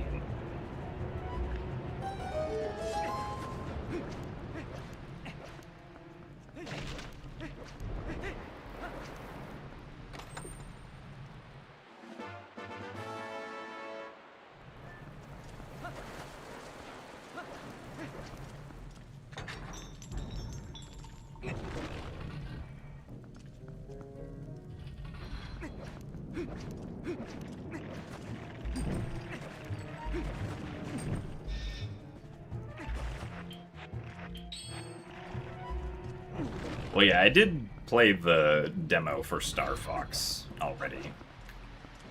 And it seems fun. I'm very much not used to the control style, though. I did try out both, like, the first person and the more, like, classic controls, but it was kind of just bad with all of them.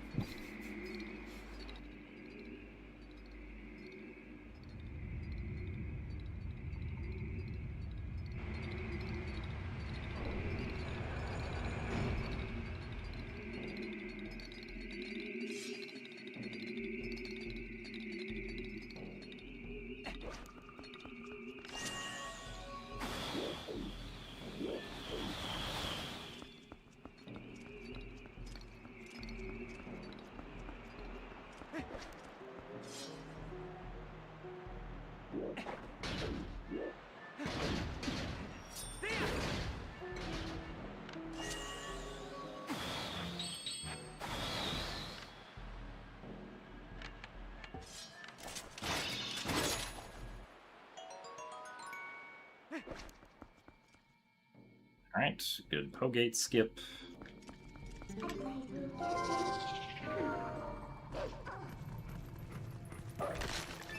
Rupee.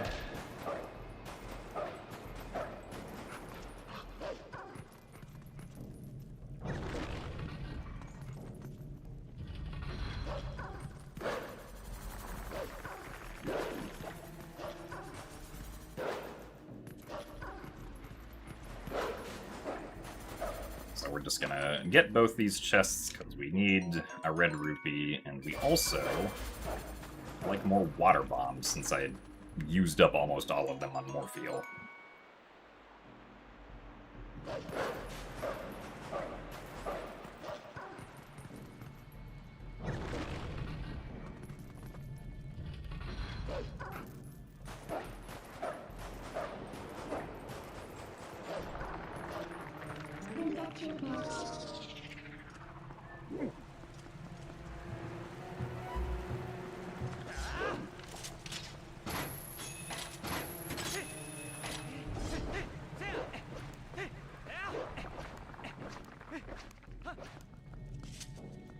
Well, I do think the first person mode is honestly kind of cool in the new Star Fox game, because it's like, hey, if you were actually in the ship, this is what it would look like.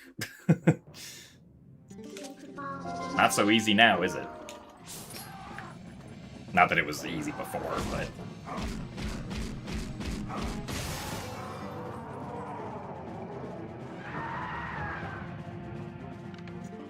Oops. Not sure why we went out of that.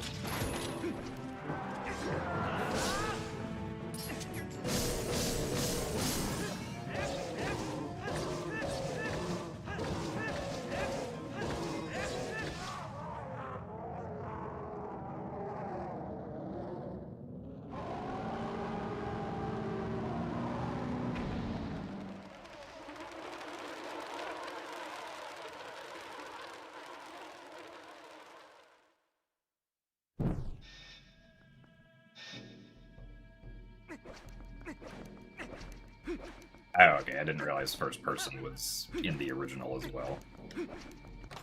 Still very cool.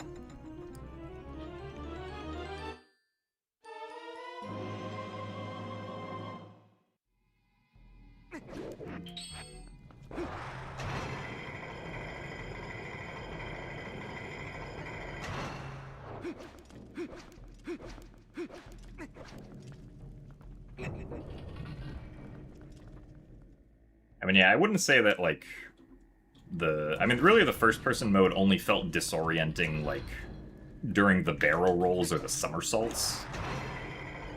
Which, like, kind of makes sense, right?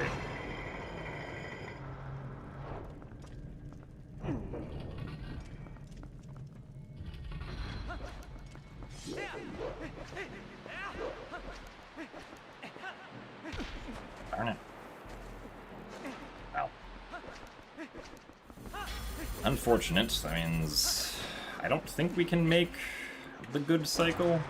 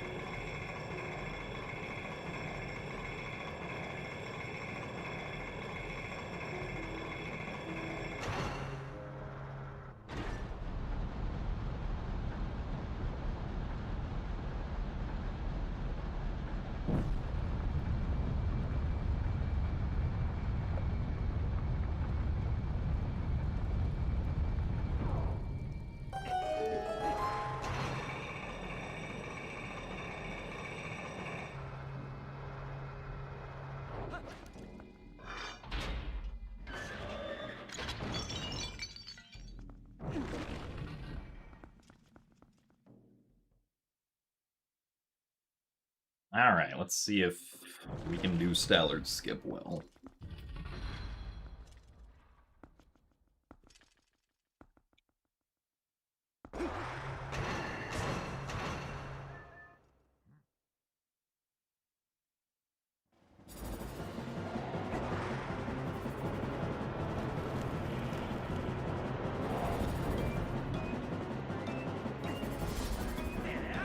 Come on.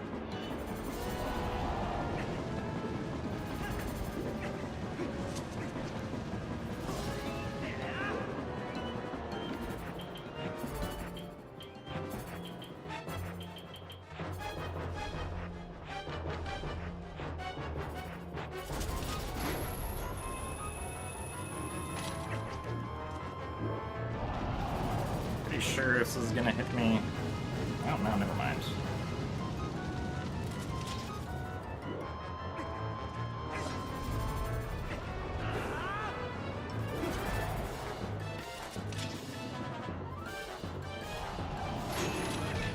Oh, really? Well, that stinks. I should have been able to get that.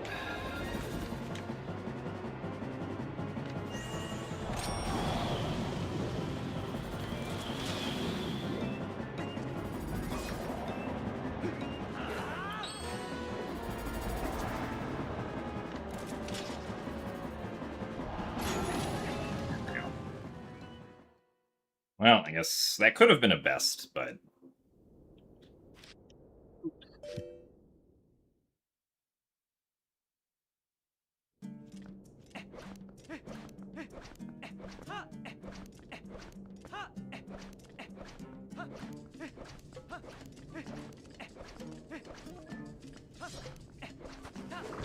Oh yeah, I also need to be using a bomb here.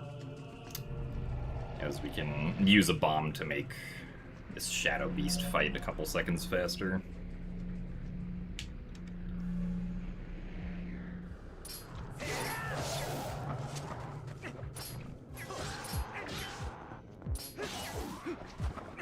Did not mean to put the sword away there.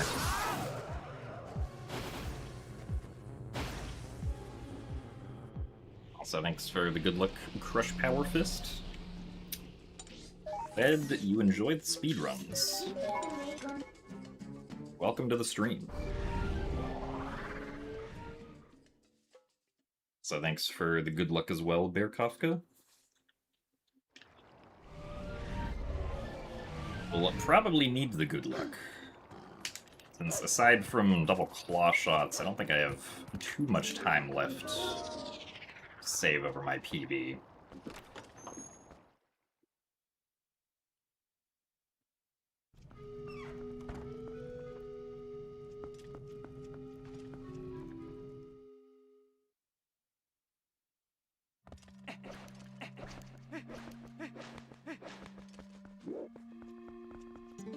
Well, a little bit further along. Really? This is not a trick I should be failing.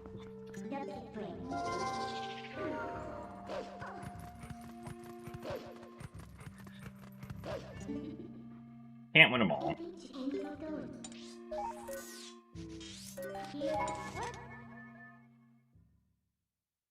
So thanks for the good luck, Happy Lamb and Jasmine Dew. I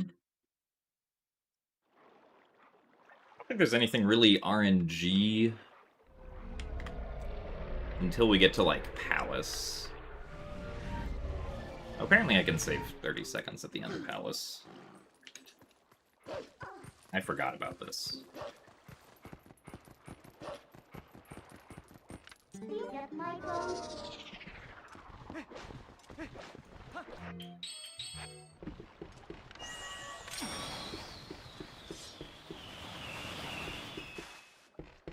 red rupee, thank you.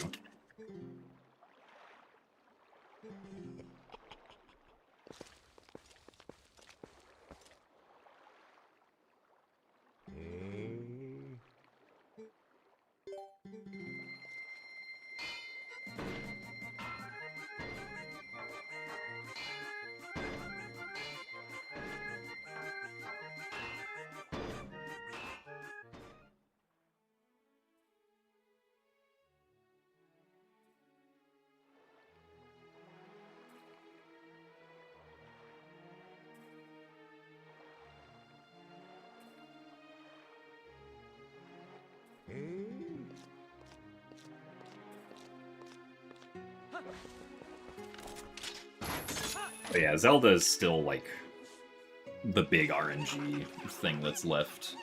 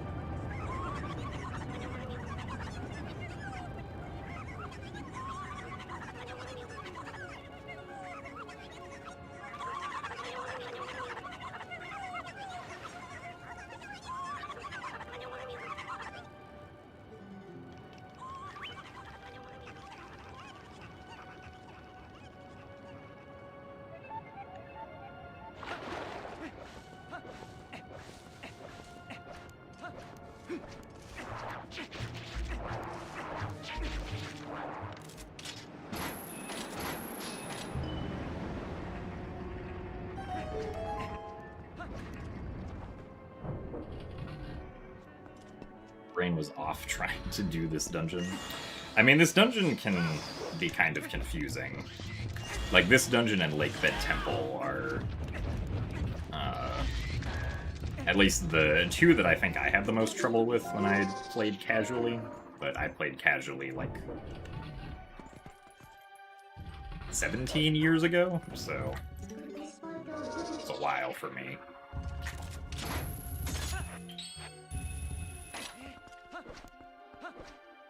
Nice roll.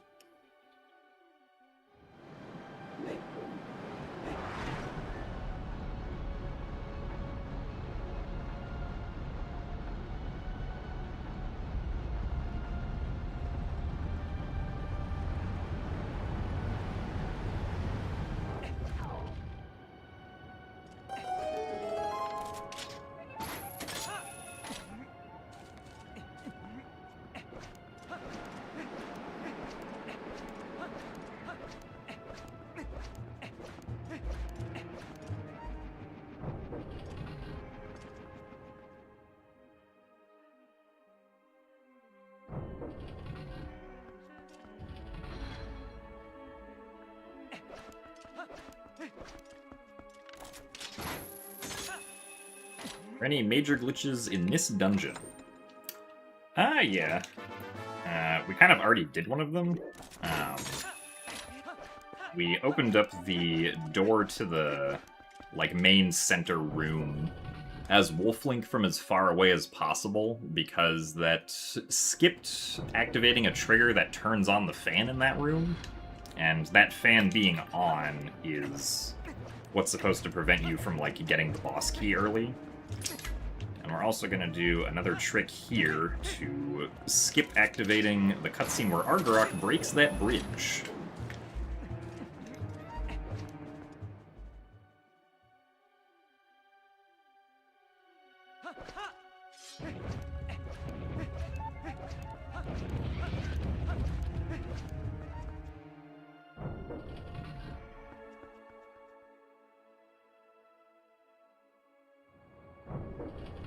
Oh, I see. Cool beans. Yeah, using a controller that has stick drift could make the experience frustrating.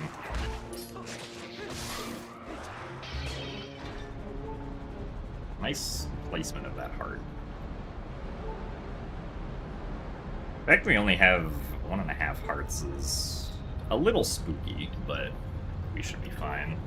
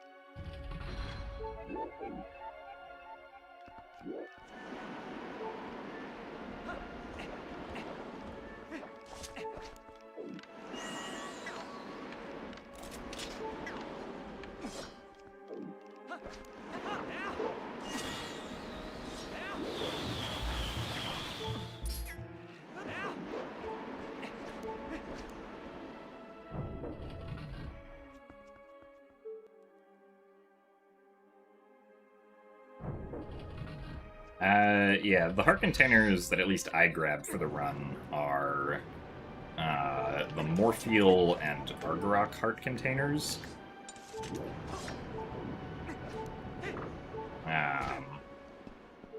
Just because those are the most convenient ones to get.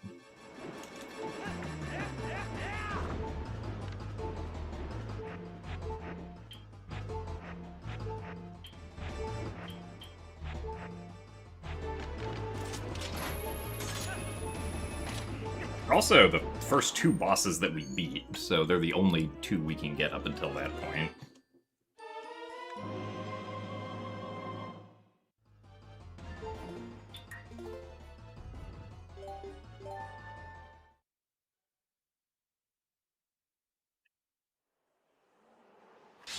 We don't beat Diababa or Phyrus or Stallard or Blizzetta.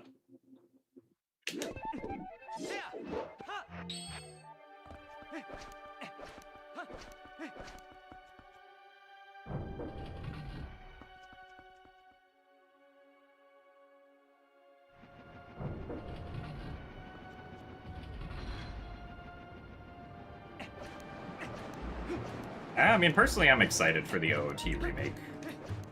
I am curious to see what they'll do, and I'm sure no matter what they do, it will at least still be fun.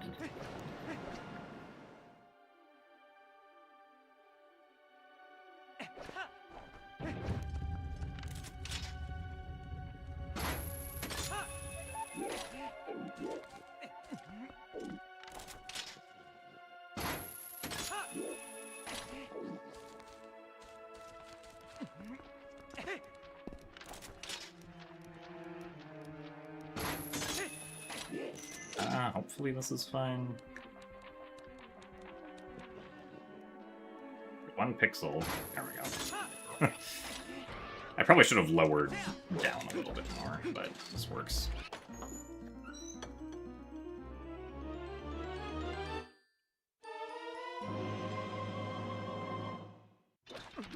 I think the biggest trick I don't do that like the world record does do is Death Sword skip, which I think costs me like 25 seconds or something compared to the record. There's like a bunch of other smaller things I also don't do, like the faster Cargarok fight as Human Link in the Lake Hylia Twilight. But the reason I don't do that one is because there's a chance that it crashes your game if you're not careful.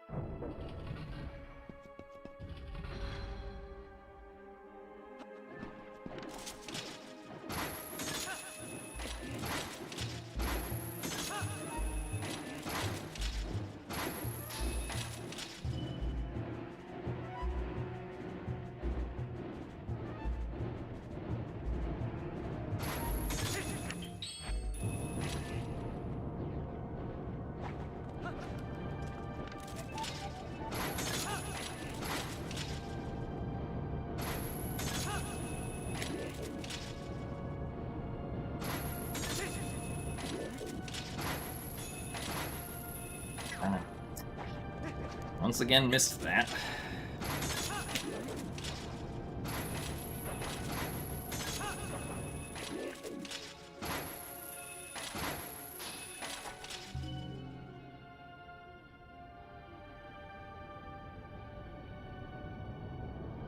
I mean, yeah, like, if my game crashed during, like, PB attempts, then, like, I would just restart the run, but if it crashed, like, during a race, then I would lose quite a lot of time, unfortunately. Because with the route that I do, the last place that I saved was right after getting Gale Boomerang. Really? That sucks. Now we're losing time here. Nice.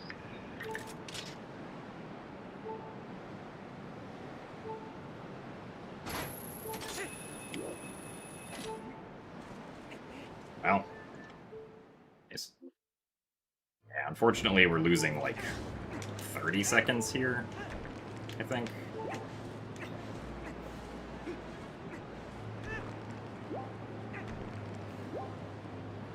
Combination of voiding out there and also missing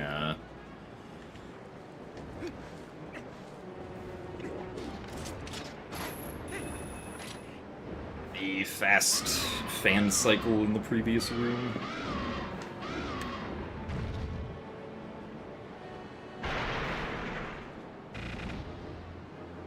Oh yeah, like you can close and like reopen the game as much as you want because everything is just timed in real time.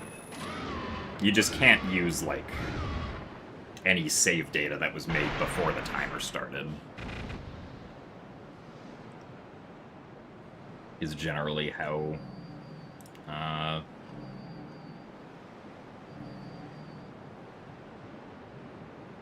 the rules work.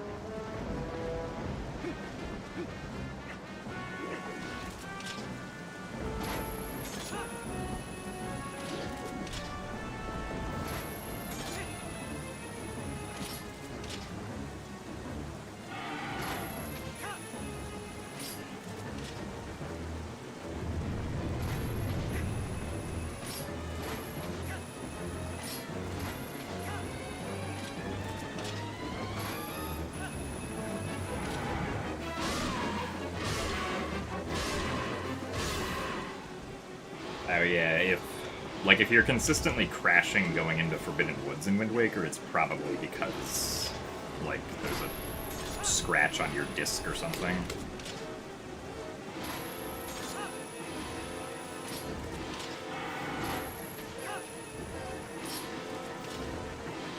In yesterday's race, I came in last place because I forfeited.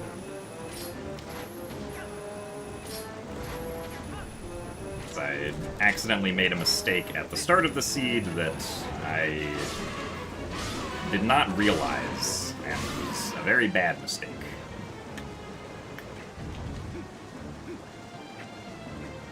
Nice hitbox. Why am I so far away?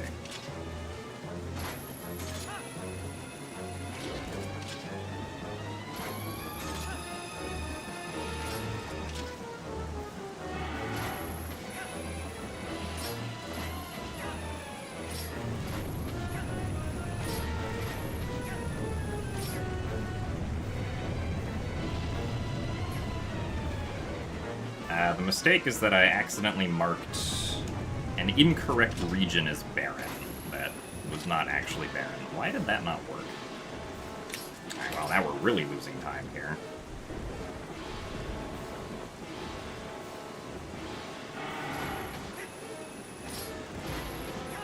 Ugh.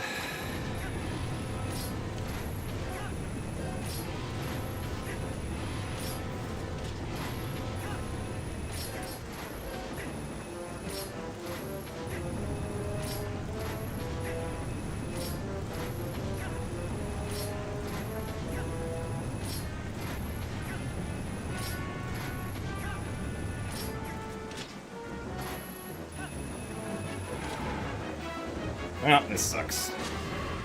We're still ahead, but... Only by like a minute.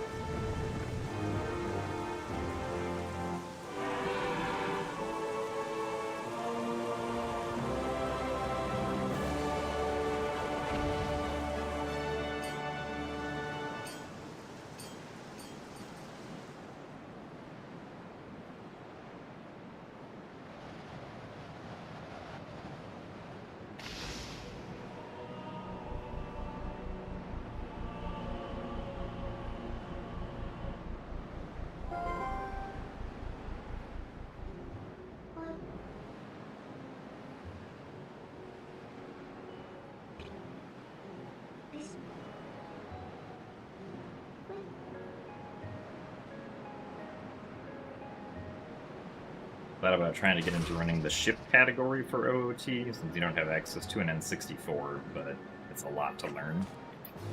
I mean, yeah, it depends on the category, like... If you were to learn, like, any percent on Ship of Harkinian, that probably... That shouldn't be too long of a run, because I think it would just be... the Ganondorf route. Maybe Ganon Floor, one of the two. So thanks for the good luck, Bram.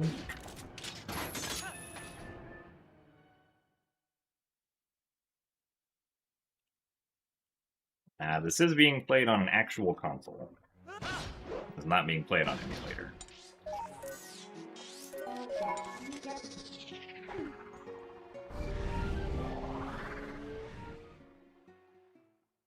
This run is not particularly great, but it's still ahead, so we continue onwards with it.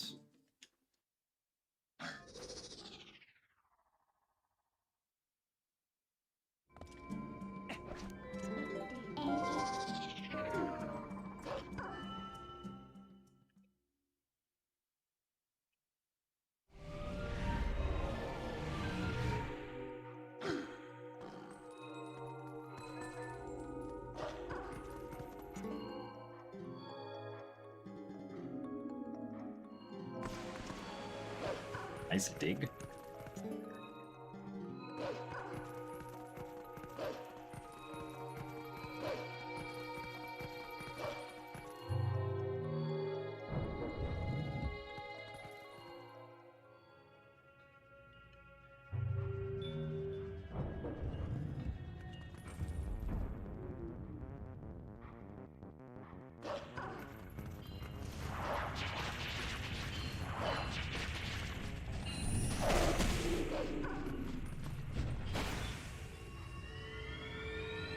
Did I try Dusklight already? Ah, yes, I have tried Dusklight. It is pretty cool.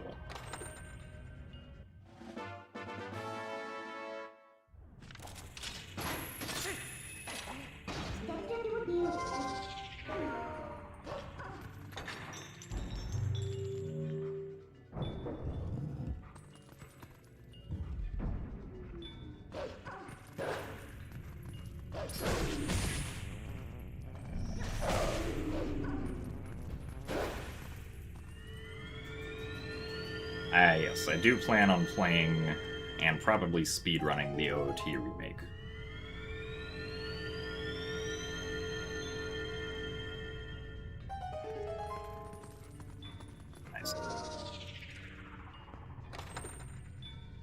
probably will not do more runs after this now.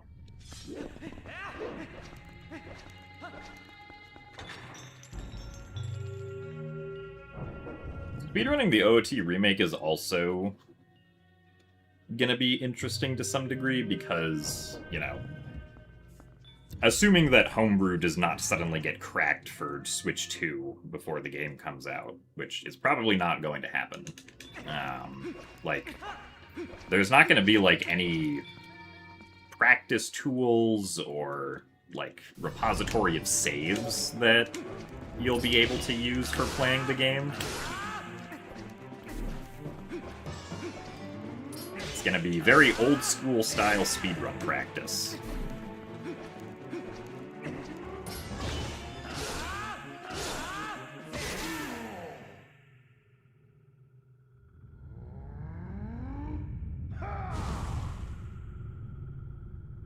Yes, I do plan on streaming when the game comes out. Whatever my first playthrough of the game happens to be.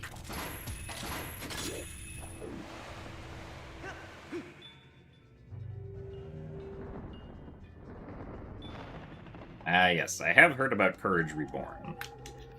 Although, as far as I'm aware, Courage Reborn isn't out yet, but it is another group of people making Twilight Princess PC port, which is neat.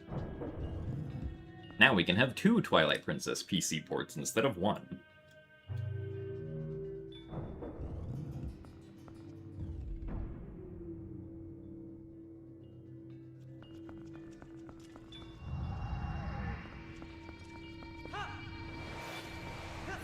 Yeah, that was too far over.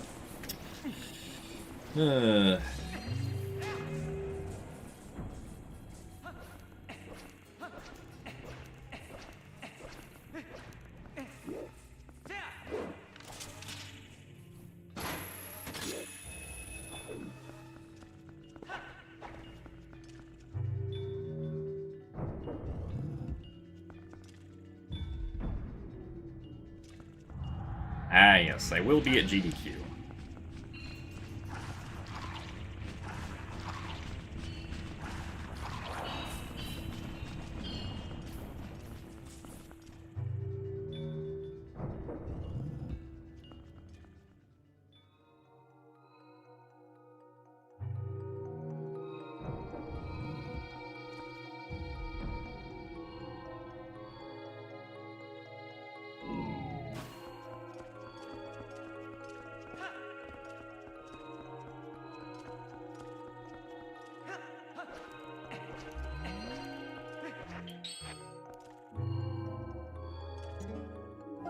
How was the tournament yesterday? Unfortunately, in yesterday's match, I made a mistake right at the start that I did not realize, which eventually caused me to have to forfeit and lose the race. Which, hopefully we don't make that mistake again. But it happens sometimes.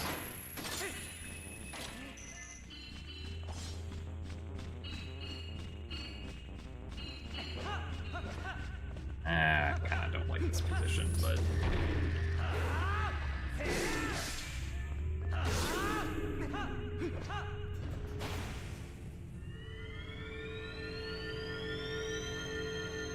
not the worst, I suppose.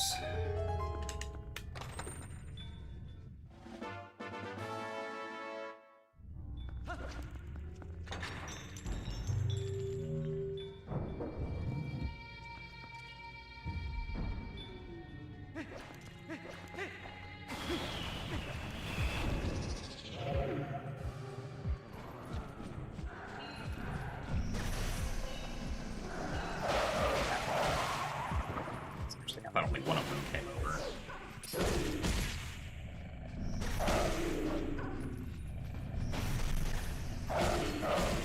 Really?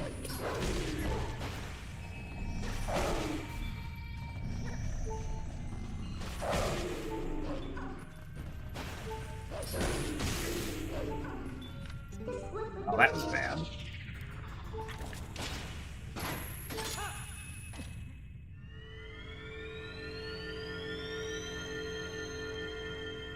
I thought of doing a randomizer. Well, I've actually been doing quite a lot of randomizers lately, since I am participating in both the Wind Waker and Twilight Princess randomizer tournaments that are going on right now.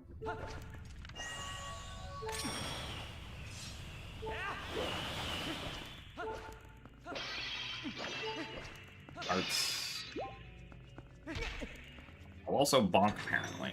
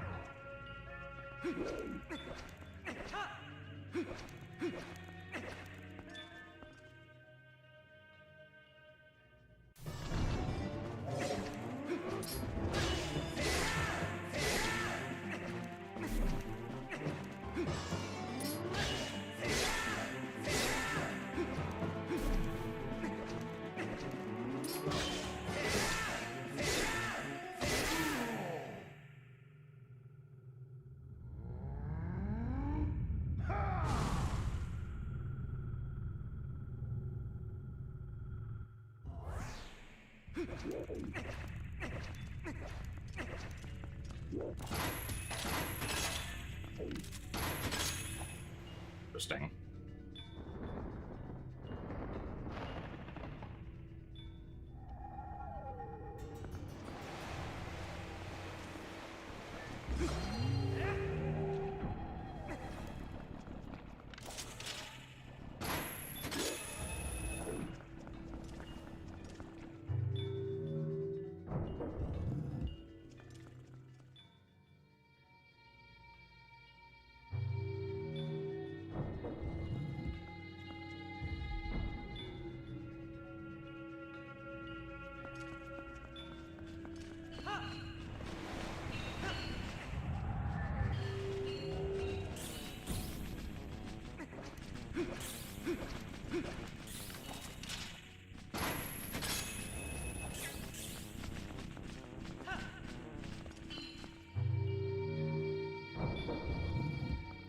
Losing like 15 seconds here, I think. This is not great.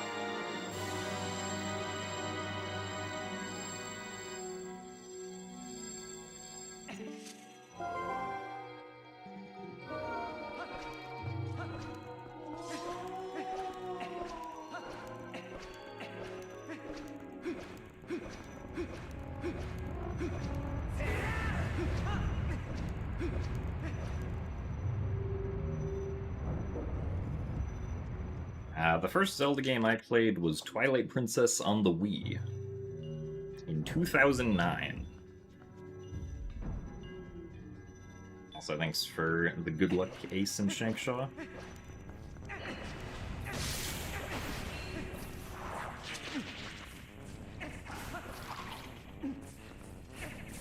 I don't know if that's the right direction. It did, it just took a while.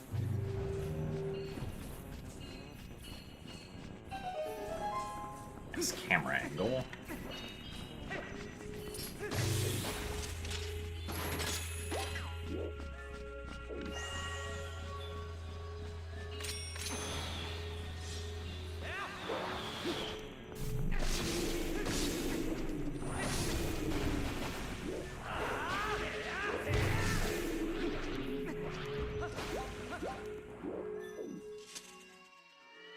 So thank you very much for the raid, Shammers Deluxe. Welcome into Twilight Princess Any speedrun that is better than my current PB. Even though we've had a lot of mistakes and time loss.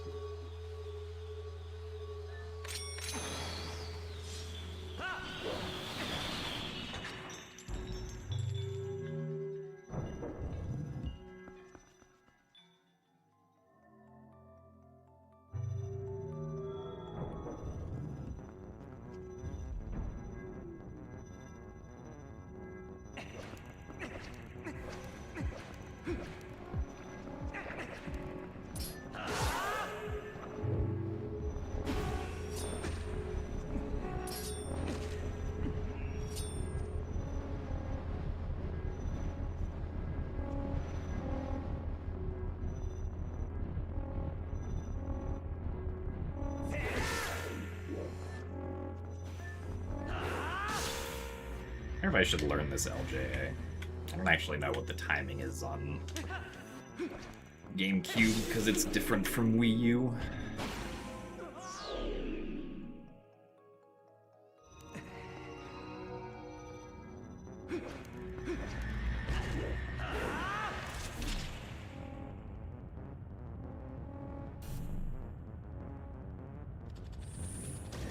Please. Really? Sucks.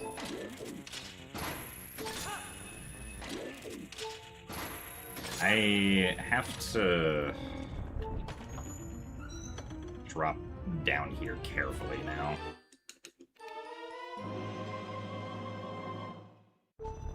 Ow. Well, I thought there was a platform in the middle there, but evidently I was wrong.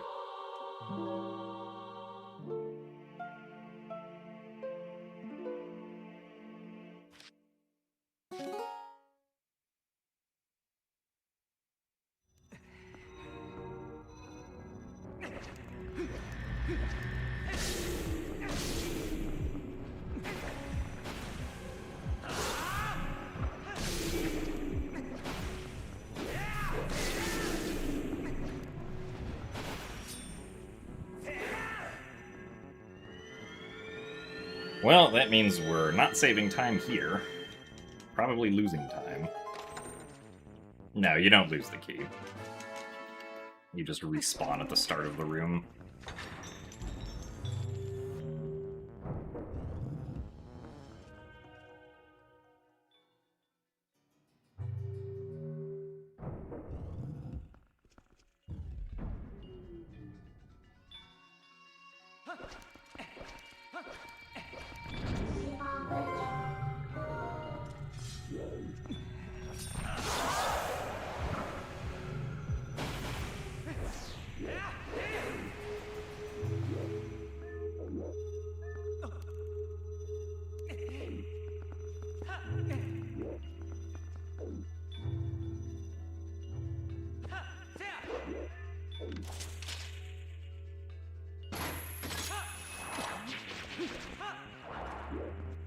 I also need to actually learn the long jump attack onto this platform, because I only ever remember that I don't know it when I get into this room.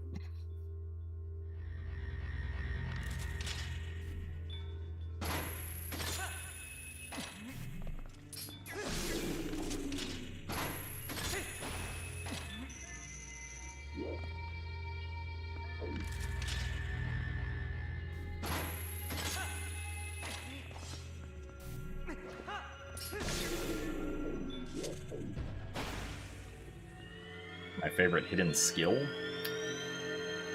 Probably Helm Splitter, but all of the hidden skills are pretty cool.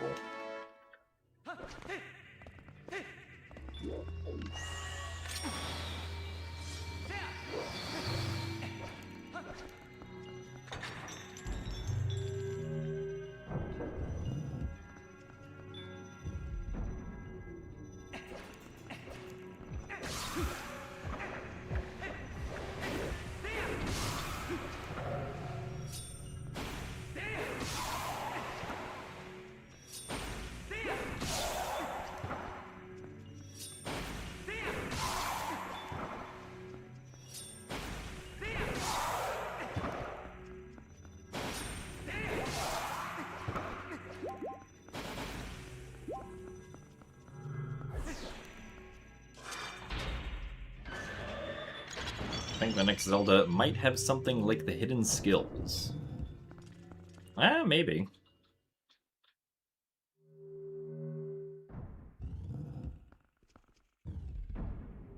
Hard to say without knowing what the next Zelda game is gonna look or be like, though.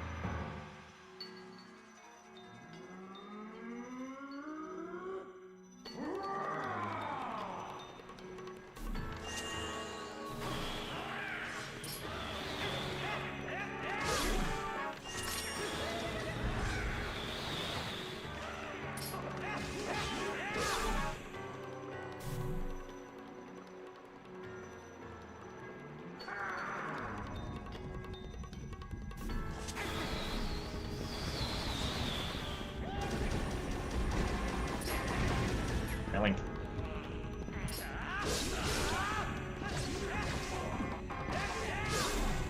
Alright, well, got the one cycle, but kind of slow one cycle.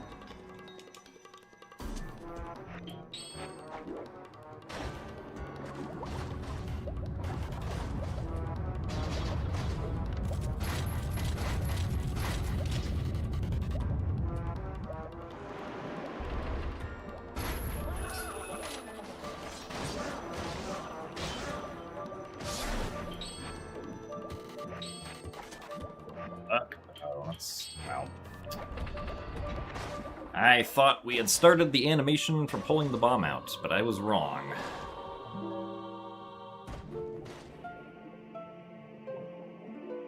Because you do have to wait like a weirdly long time before pulling out the bomb actually works.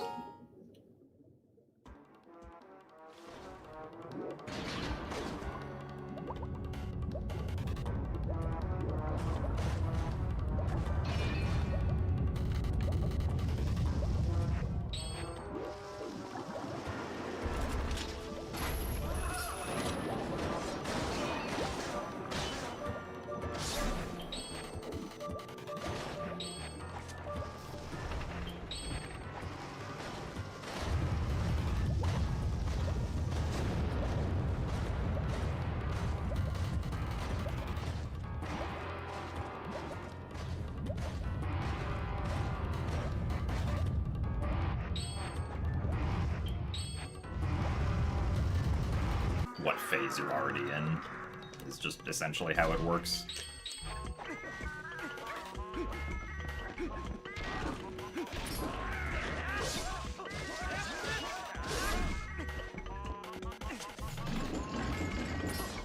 What? How did that fail?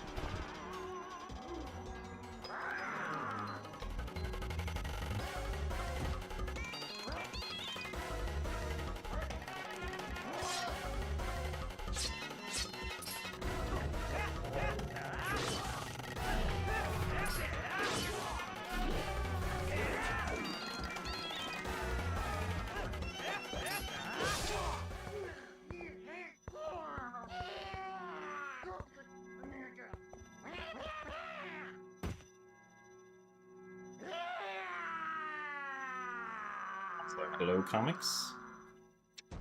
Thank you for the good luck, which We will need to PB since we have lost a lot of time at this point.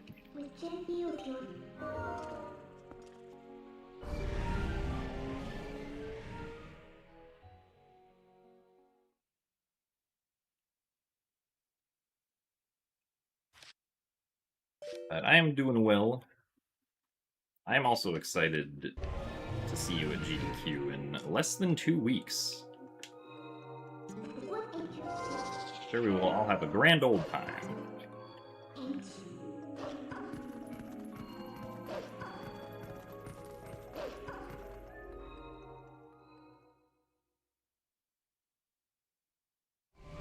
Thanks for the good luck music boxes.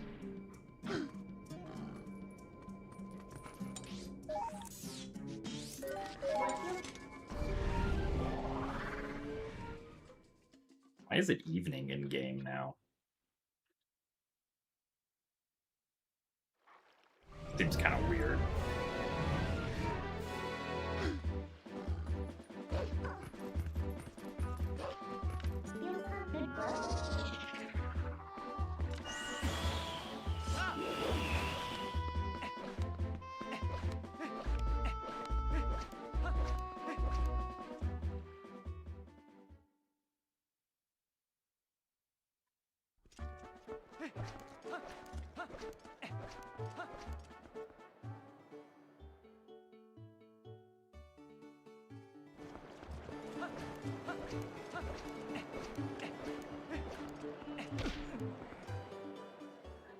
But yeah, losing like over 2 minutes in Palace was not great.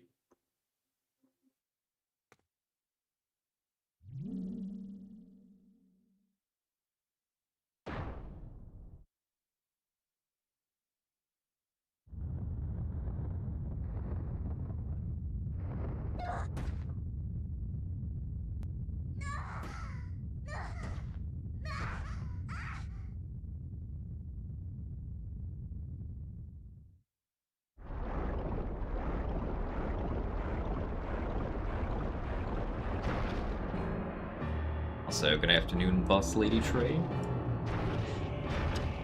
Thank you for the good luck. I am doing all right.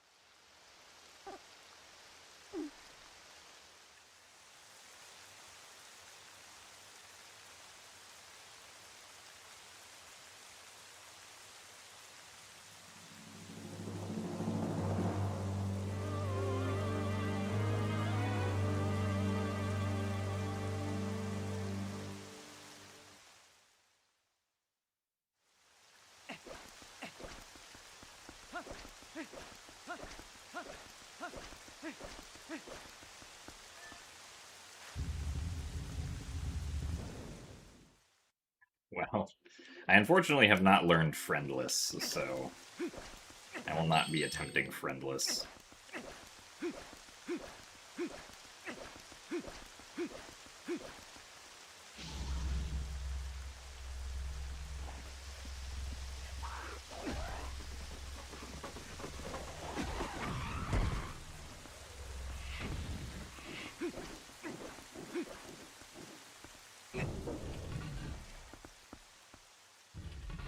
Last thing you will watch before going to sleep.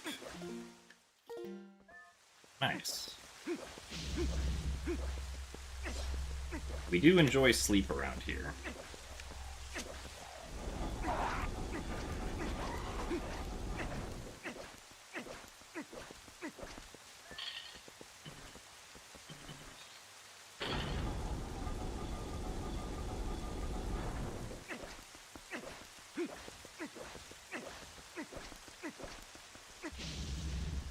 Friendless is basically just skipping cutscene that you'd normally watch before getting the Hyrule Castle boss key.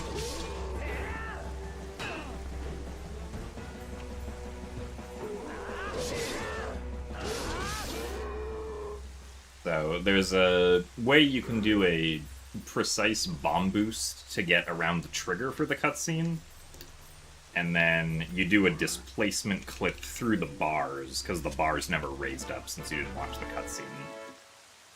You displacement clip through the bars to get the boss key, and then you displacement clip through the bars again after you get the boss key, but then you just void out and respawn to skip past the trigger without activating it on the way back.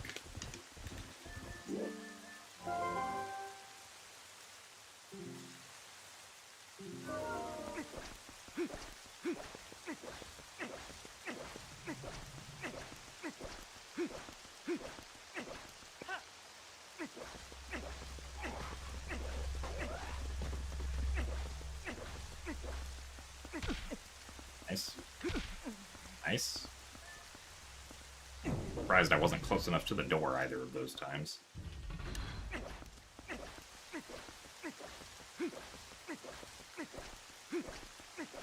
Well, yeah, I think currently, at best, it saves like 20 or so seconds over watching the cutscene.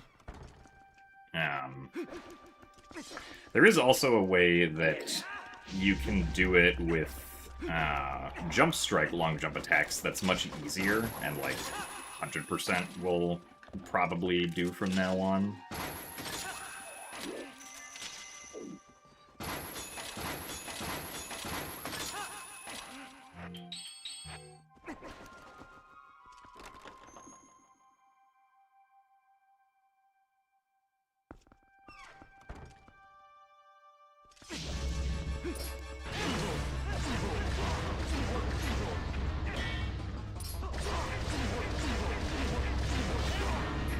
I don't know, my next stream will not be randomizer.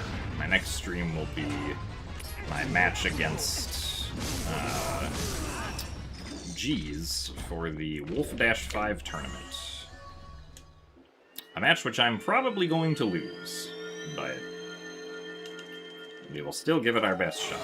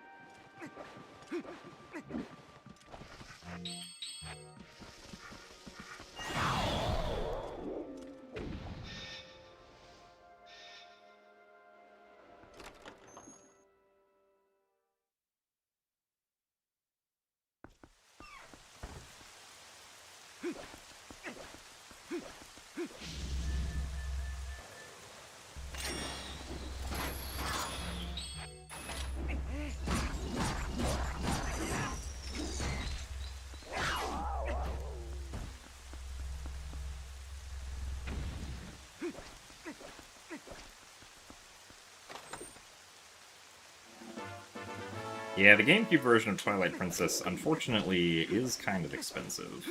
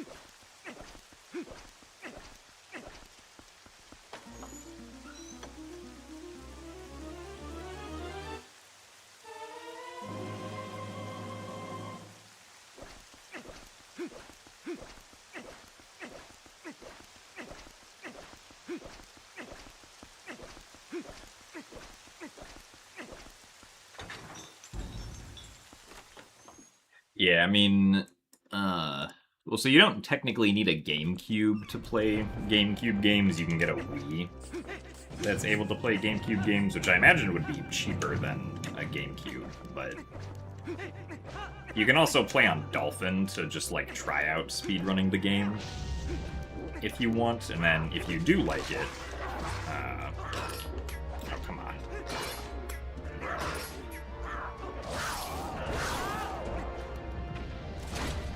If you do like speedrunning it, then you can look into, like, getting the equipment that you might need to, like, be able to submit runs to the leaderboards.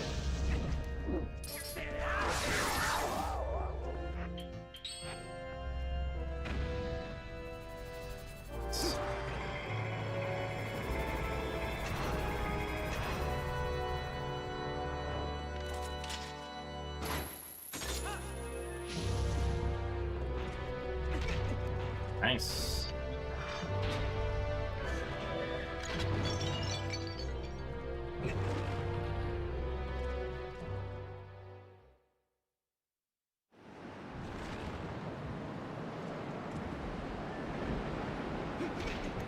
Nice. Love that first frame roll.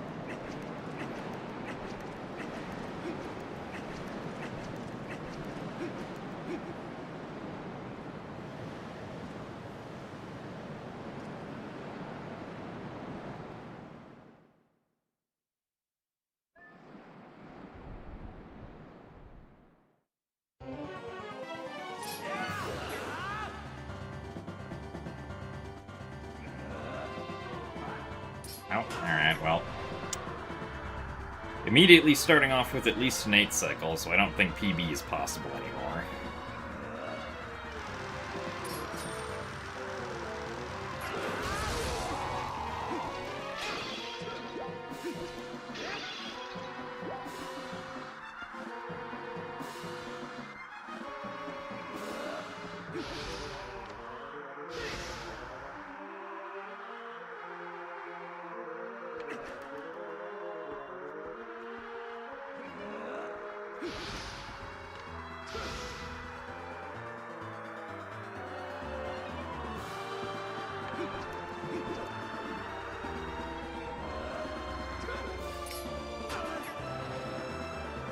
We're at least 10 cycles now.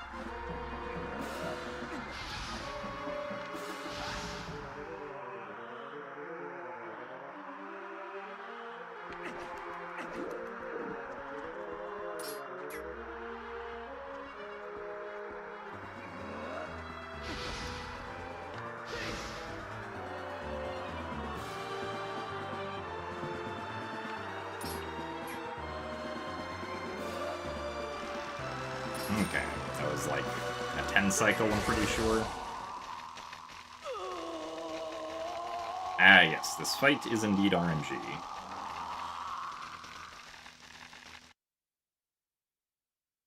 I forgot to pull out the ball and chain.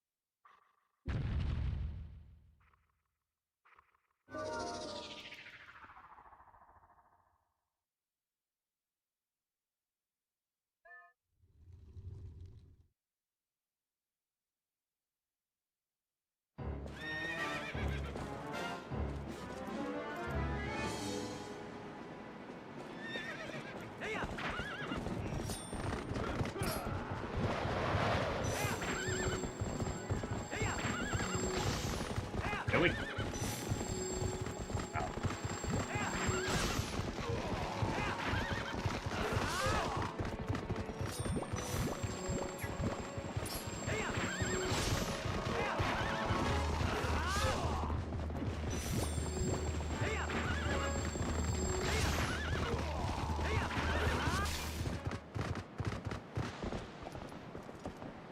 I'm surprised that first shot didn't hit, but it's not like we were gonna PB anyway, so.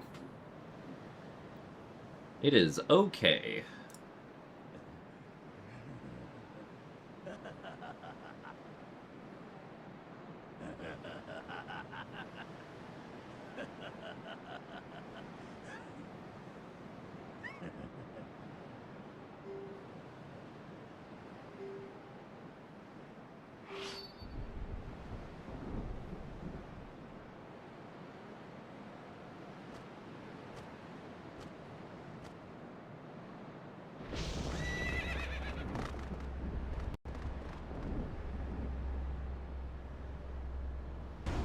An impressive looking blade, but nothing more.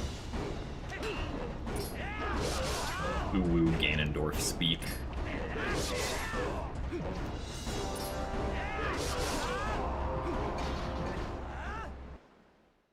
Alright, well. 252.51.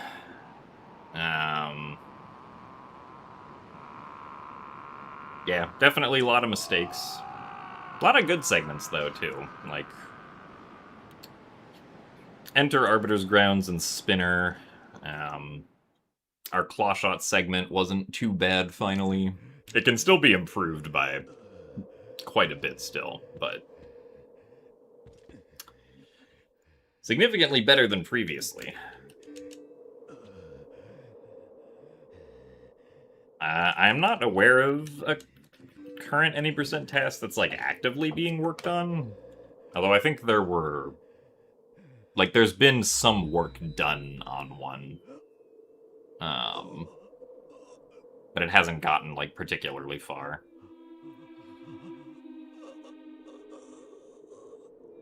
Yeah, it sucks that, like... If I had just stayed even with my PB after double claw shots, we could have had sub 250, but... I messed up basically every split after double claw shots. In some way, so...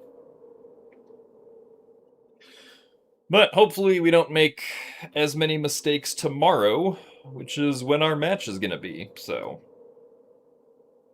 Yeah, hopefully we will play better tomorrow. In any case, thank you guys all for watching today. Hope to see you guys tomorrow, and yeah. Goodbye.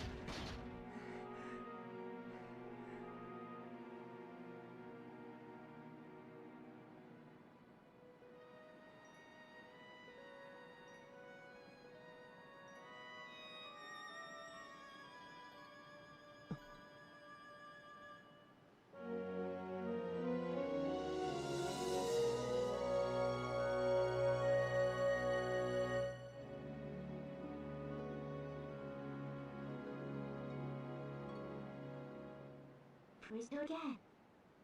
Won't get me there. You forget we do space. For we first?